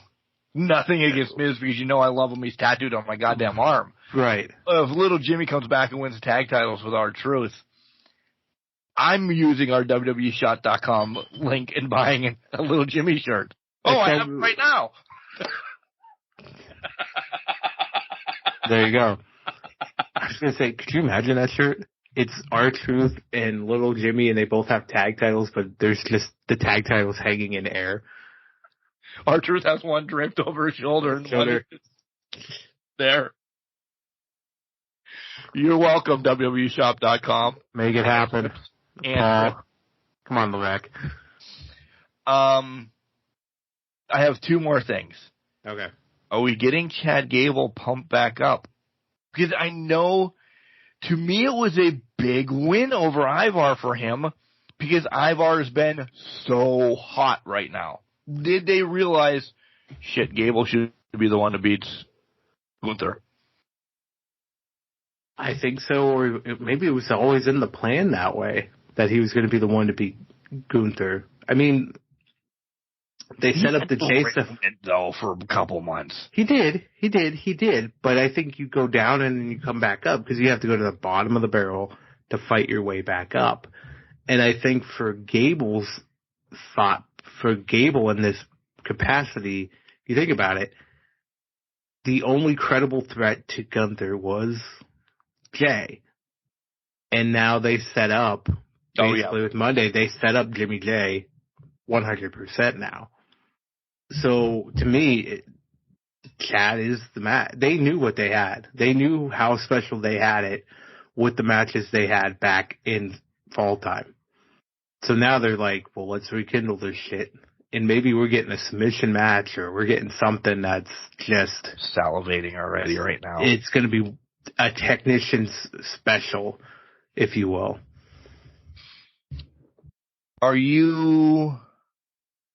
This isn't a knock, but are you happy that Raquel gets thrown right into the Elimination Chamber and we have Jade on pause?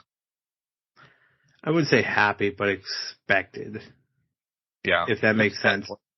Yeah, because, I mean, think about it. Raquel has been just waiting in the wings for her shot to come back. We thought it was going to be Rumble. It didn't happen at Rumble for some reason. So this was her way of getting her in here to get her into the match. I will say, for Jade's perspective, I think it's smart of them not to put her in this. Don't get her in a match where she has to take a loss. Because there's no way she's going to Mania and fighting for the title right off the bat. No. Not at all. You're not giving Rhea Jade this early on. So to me, I think it made sense. Take her out, sit her on the back burner, put her in a match with Bianca or whoever it's going to be at Mania. I was just going to say, I don't know if she's not there. Yeah. She may be in person. This is going to set something up. Kindle the Bianca thing. Because I completely agree. I think it really is Bianca. She did her shtick with Nia in the Rumble.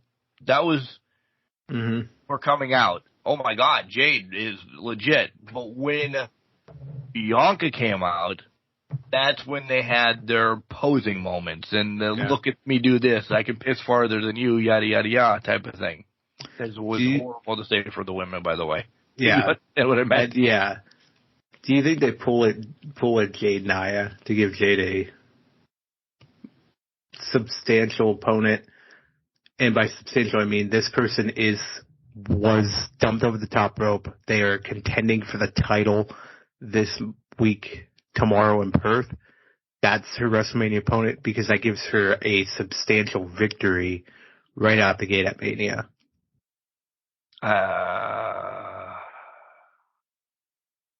Yeah, because I'm trying to think about Bianca. Bianca just comes back from, a little bit of time off, injury, yada, yada, yada. She loses at Mania to the upstart Jade. It doesn't hurt Bianca, I don't think. It doesn't, but I think it makes her heel at that point. But I think they're also sitting back and thinking, do we want to sacrifice what we've built with Bianca to already lose to Jade at Mania? This is SummerSlam then? Maybe. Continually build up. We get 3 women's matches at SummerSlam? Can I stir that pot? Yeah. I don't think we get 3 women's matches at SummerSlam. We get them. That's what put 3 women's matches on. Oh, usually, but I know it's a change of guards, and good Lord, they still need to do some PR. But to that point, though, they're trending on cards only being 5 to 6 matches deep. So will they have the real estate to put 3 on a card? Well, the next pay-per-view, WrestleMania, I would imagine. Well, Mania, yes. We're getting 6 to 7 a night. Well, yeah. But what I'm saying is, when you're talking SummerSlam, it's one night. So are they going to spend half the card dedicating it? I don't know if they're there yet. I think they could because they'd have quality matches at that point. But would they do that? I don't know. Yeah. You have anything on WWE? By the way, I will say this right now. Chelsea Green is your Money in the Bank winner. I'll buy that. She's lingering too, which I'm happy because I love her. But she's done a ton.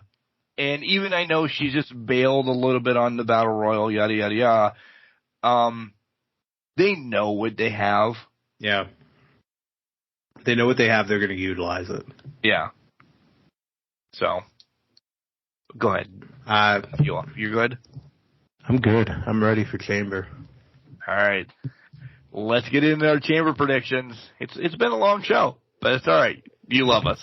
G'day, you here with Nikki Nitro, listening to Can Crushers. You better follow me and you better respect me. Keeping it heel with the Heartbreaker heel. Welcome back, everybody, to Can Crushers Wrestling Podcast. It is now time for us to be the Nostradamuses of the wrestling ring. We got Mark, whatever I'm saying now. Mark, we are under 9 hours until Chamber. As of this recording, we're under 9 hours until Chamber happens. When you guys pick up this podcast, it'll probably be after Chamber, so you're going to get ready to laugh at us as we make these predictions, or be like, God damn it, they did it again. They pulled the rabbit out of the hat, the shit out of the ass. They have done it again. They're definitely going to be saying that. Let me ask you. Shoot. What are your plans as of recording? Like, when we're done recording, when are you going to bed? It sounds so creepy, but like, when are you? See, here's the problem. Probably normal time, so it'll probably be about 9, 10 o'clock. Maybe a little bit after 10 o'clock. Because Bailey's been getting me up at 4:30 for 3 weeks now for some reason. So, at this point, probably that's going to be my game plan. Are you going to go to bed right after we hit end and then go to bed? I have to edit. You got to edit. Yeah, you got to edit. I imagine sleep-wise will be like an hour after you. So let's say 11. You're going to 10, I'm going 11. Yeah.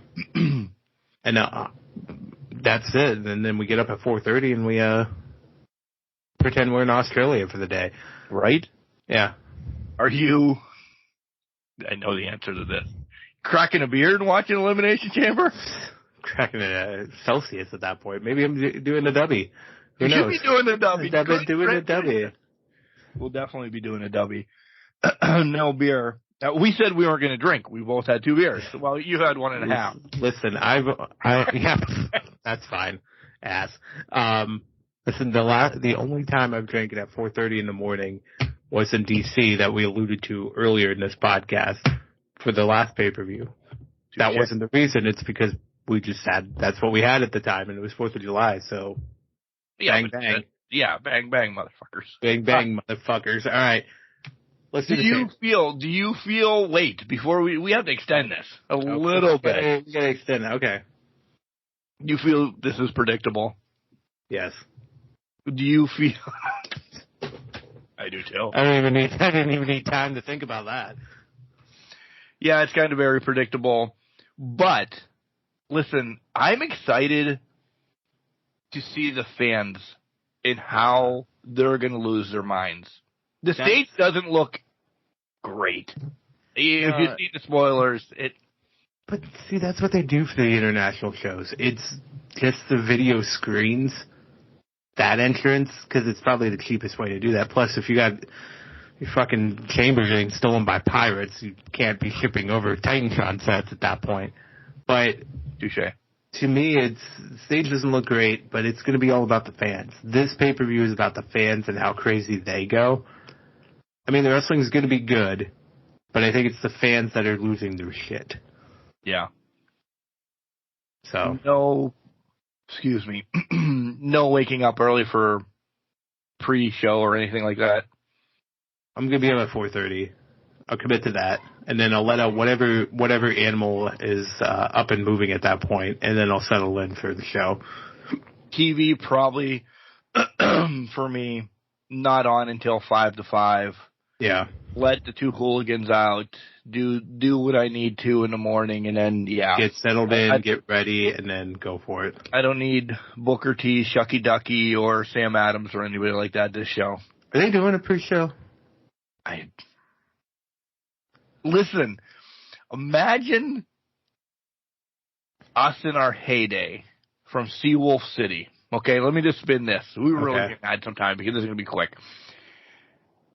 After a night game on a Saturday, we go out to, a little bit of a bar. But we're in California, so we're working for Sacramento. All right? Yeah. Go out for the bar closes, or we decide to leave at 1 o'clock. Do we just roll right into at 2 o'clock in the morning? Absolutely. Absolutely. Continuing getting cronked, forget that we watched the main event, pass out, wake back up, do the next game because it'll be an afternoon game. Yeah.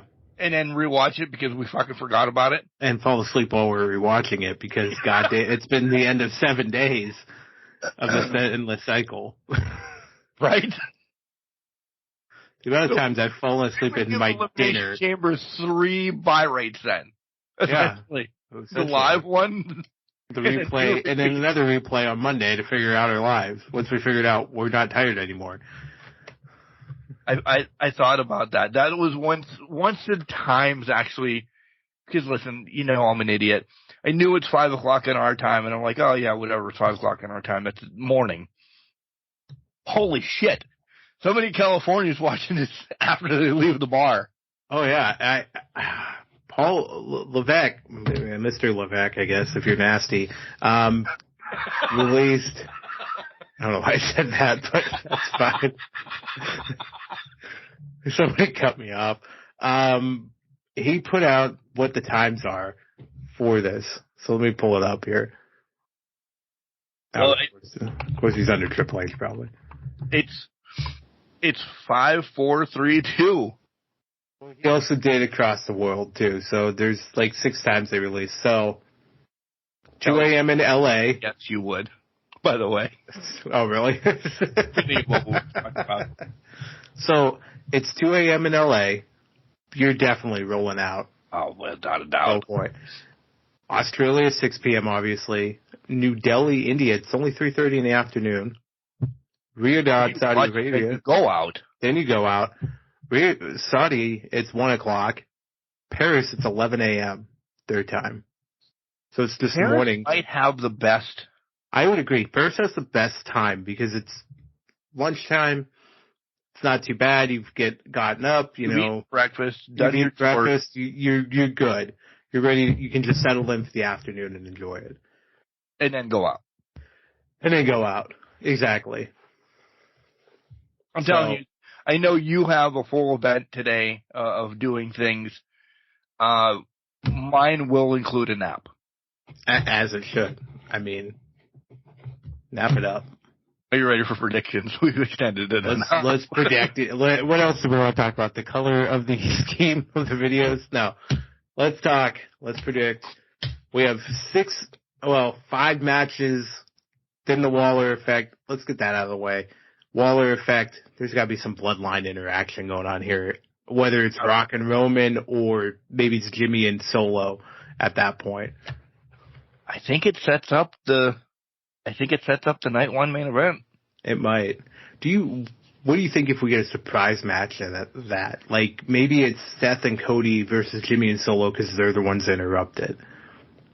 And we just get an impromptu match out of that. Maybe not match per se, but just fight for a good 5 to 7 minutes until people really get them separated. Yeah, that could be. I understand the stipulations are the chamber matches, but there's no craziness to this. There really isn't. No, there isn't. You know, the chamber's crazy within itself. It's a spectacle, yada, yada, yada. Some of them stolen by pirates. But there's nothing to rummage in and around the crowd. Yeah. Get the crowd turned. I think. Yeah. I'm not even writing that down as Don't even write that. I just wanted to throw that out there or something. All right. We'll save the chambers for last. Let's go. But they're not going to be. They're going to be. They're going to be start and finish, but we'll save them for last here. Undisputed tag titles: Finn and Damian versus Pete Dunne and Tyler Bate. Judgment Day. It's got to be Judgment Day. The only thing I love Pete and Tyler, but that would be the most random thing that they pulled out.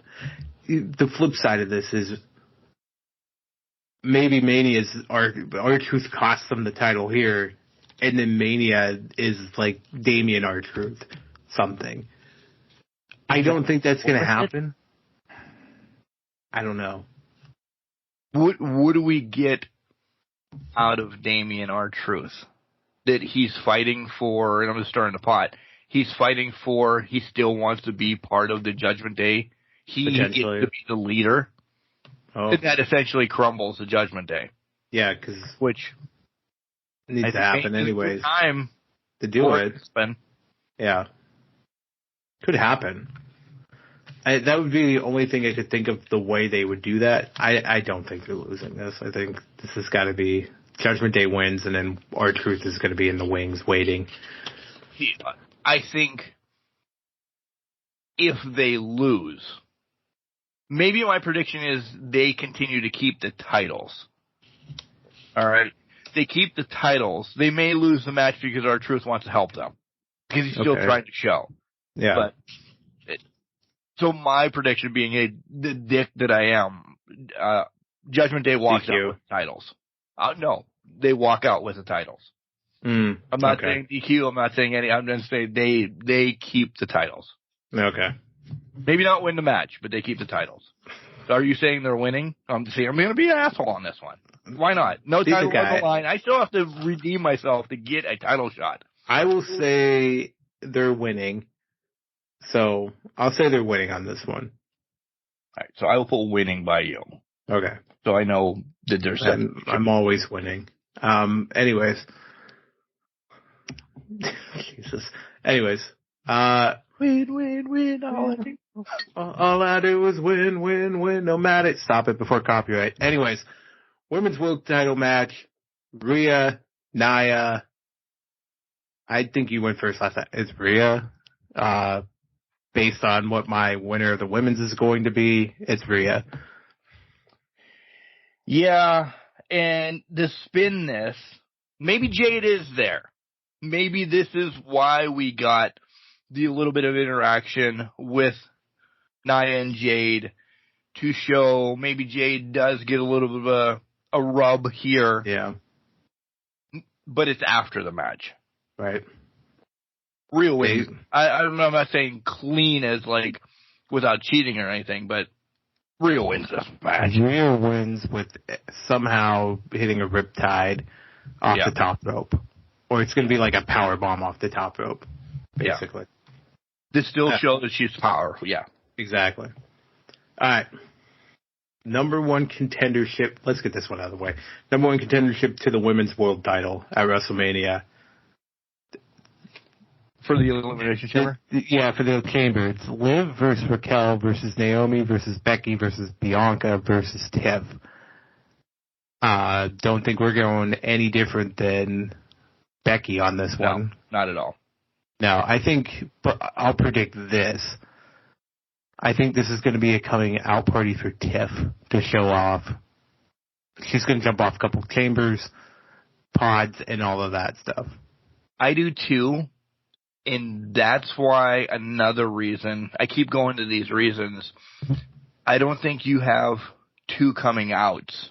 Because Jade would have been thrown into this. Right. Tiff, WWE at least knows, the universe at least knows what she's done from fluctuating back and forth between NXT, yada, yada, yada. And this is going to be Tiffy time. What do we do if this is her coming out? Where is then she centered around at Mania?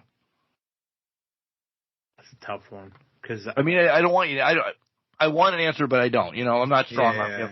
Right. Like, if you're going to showcase her, as we both expect, in this, possibly being the one that Becky defeats at the end, because that would be a big surprise. I could see Bianca taking a loss quickly to make us forget that she was in this. The surprise moment, right? Yeah. We talked about the shock moment. You want to get a crowd reaction. Bianca is one of the first people out because she takes 3 in a row. Right. 3 finishers in a row somehow. Yeah. Bing, bang, boom. Yeah. So, to that point, Tiff could last long. And maybe that's where it comes down to. Maybe it's Naomi and Tiff are fighting at Mania, or maybe it's Tiff and Bianca to give that kind of talent showcase as well from that perspective. WWE has it. Go ahead. Well, I was just going to say, because Bianca can win that match, stay strong. Tiff doesn't look bad taking a loss to Bianca. And it still kind of helps build it forward for the future. WWE right now has an amazingly good problem.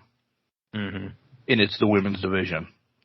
Between Tiff, Naomi's just brought back for a reason.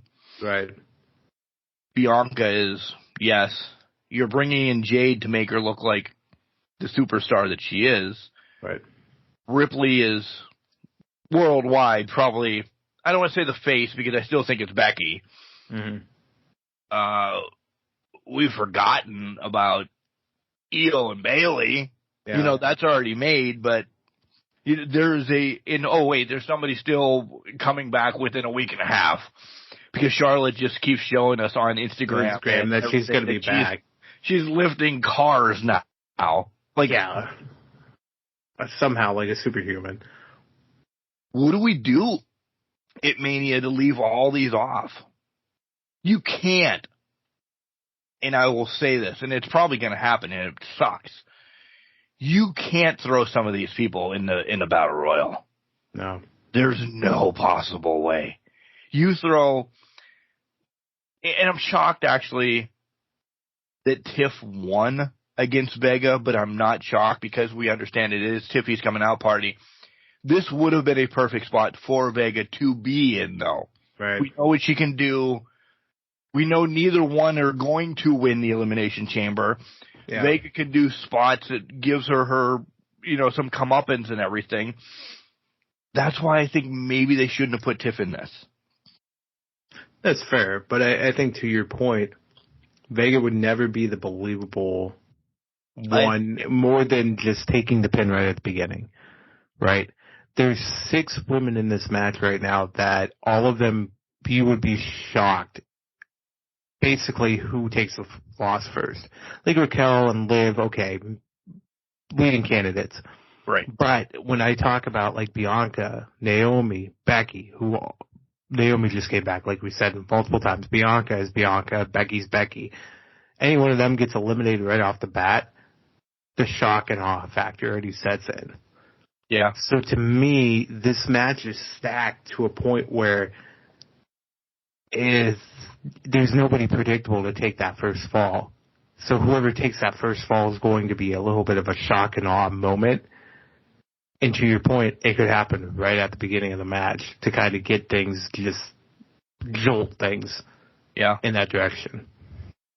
Yeah. Because I don't think we've seen an early elimination like that where nobody's in the cells before. I think the last time we saw that was, I think, Edge and Jeff in 2009 when Edge got thrown. Exactly. Where Edge was coming back later in the night, so they got him out immediately in the match. So I just think it's like. We said Bianca. We said Bianca. Mm-hmm. Would it be Tiff knocking off Bianca? It could be, and that could set up a match for them at Mania. And again, we pushed Jade then for Mania. I continue to stir the pot because they have a great problem with their women's division. Well, they have a great problem, but again, to your point earlier, Charlotte's flipping cars and knocking off babies, so we don't know if she's going to be back in 3 weeks for Mania or not. Right. So but even throw Charlotte out the window. there's still so many leading candidates that could. I just think we're going to be left out of a lot of women on Mania, and I think that hurts them. I don't, because if you get 3 to 4 matches of women on Mania, that's more than they've ever had. We're struggling to get them to put 2 out on the card. And they made a 3rd last year for the tag team women's spectacle that was just what it was. Right. You know what I mean? To get more women on the card. So if you're giving me 4 matches with story behind them, I'll give you that. I think that wins the women. It's a win for the women at that point. It's not a great argument for it because it shouldn't be that way, but it makes sense. It is what it is. Yeah. Okay. Next. All right. Well, the last match. Yeah. We got to figure out who the number 1 contender for the World Heavyweight Championship is in the Elimination Chamber. Kevin Owens, Lashley, Randy Orton, Drew McIntyre, Logan Paul, or L.A. Knight. No. Yeah.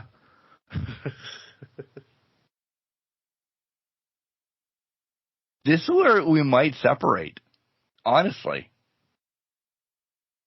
I don't know. There's only 2 people that could win this. Right. It's Randy or Drew, right? Right.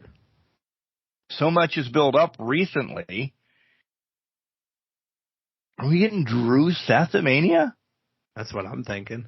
But wasn't this kind of built for Randy?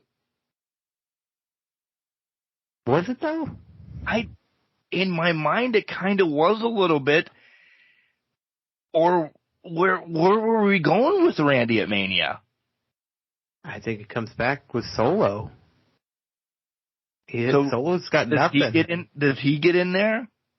This is the other point. Who's getting in to me, yeah. Well, somebody's getting in the chamber to cost somebody the match. Whether it's Solo with Orton or it's AJ with LA Knight. Stirring the pot, because I completely agree with you. Is Drew cut a deal? I'm going Drew, wholeheartedly. Yeah. Has Drew cut a deal with the Bloodline to watch his back? Potentially. Or, let's play this card. You went Drew too, right? Yeah. Now it's just our random folks. Does Judgment Day owe Drew a favor? He joined their team at War Games and he made a deal with Rhea. So does he have Judgment Day backing him in the chamber where they come in and take KO out? Or they take out Orton, or, you know what I mean? Is that the hired gun for Drew? It's one, and I know this is going to be stupid to say it like this, but it's one of those 2 factions that is helping Drew. Agreed. To me, if it's Judgment Day, who are you sending in? Who are you screwing over? Orton? Who's that leave us facing? Yeah. Fucking Orton Dom? At Mania? Orton Dom is interesting because I think, in my mind of minds, that Orton would do the right thing. And I think the right thing is Dom gets that win at Mania. Yeah. Dastardly or whatever, with 7,000 people helping him. Because I think that's what Randy's here to do. I think so too. Right Randy's riding to the sunset. Gonna put on bangers. Yeah, but he's riding off into the sunset, so he's here to put people over. So if it's the Judgment Day that helps, and Drew cut that deal, and Seth loses the title to Drew at Mania, these are not predictions, these are just thoughts right now, that's finally when after they've lost the tag titles to Awesome Truth, leaving Mania, Damian Priest is your champion. Because you cut that deal with Rhea. You didn't cut it with me. Me. Yep. Peace out, Judgment Day. Yeah. It's Drew and Damian for the next at Backlash, essentially. Yep. Seth gets his time off that he needs. Mm-hmm. Gets a shot maybe at SummerSlam again or whatever the hell the one is. If he signs. Well, yeah. If he signs, because by then, when the hell is Money in the Bank? June. End of June, July, yeah. So wait, April is WrestleMania. May's Backlash. But it's usually maybe the end of April. But we're just saying, there's a 3-6 week window, whatever. So June's Money in the Bank. Yeah, maybe. They could be out the door by then. They could be. And we say they because Becky is essentially days apart from that. Yeah. So, when we get to Mania, she get it for a little bit? Is it a tease? Maybe. You could Rhea a couple of weeks. Right after Money in the Bank, Chelsea Green's your champion? I don't even think Becky. I think Rhea loses it for a couple weeks, gets a break, comes back, Backlash, wins the title back from Becky. Okay. I don't like that. I think it depends on the contract situation. Like, clearly. If it's if she's walking, then yeah, you have to.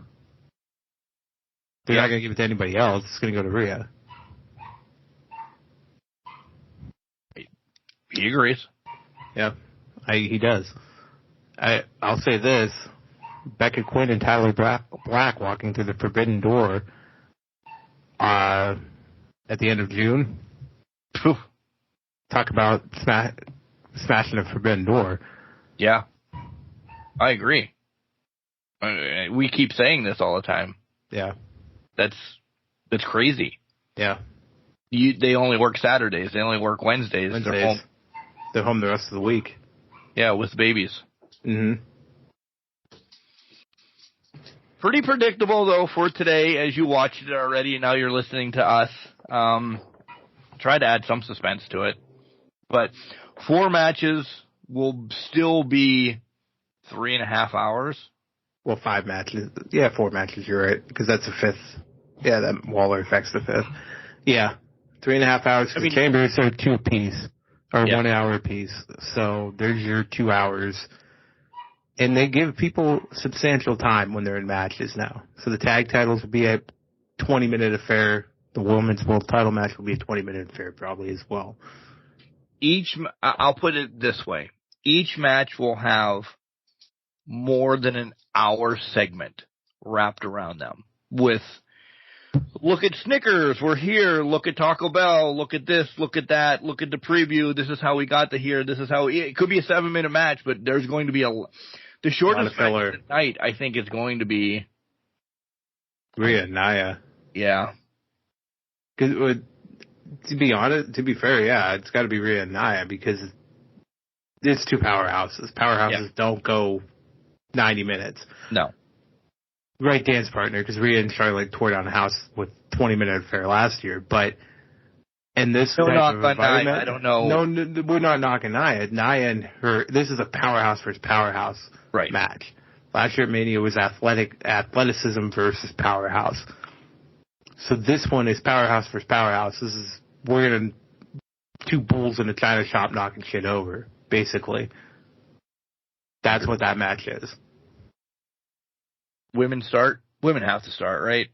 I think it goes women tag, women, men. I think it goes boy, girl, boy, girl. Like we're sitting at the lunch table at elementary school. Yeah, because they'll save Drew's big thing for the end. Or they'll save it, or they'll do the Waller effect at the end. Because something else is going down. I think that's thrown in the middle. If it's Rock that comes back. Oh, yeah, well, it's end. Touché. If it's not, then it's middle of the card, basically, to give us a buffer of action. Or it's like between the last chamber match and whatever match ends up before it. Yeah. Mine are going to go crazy. Ethan's home.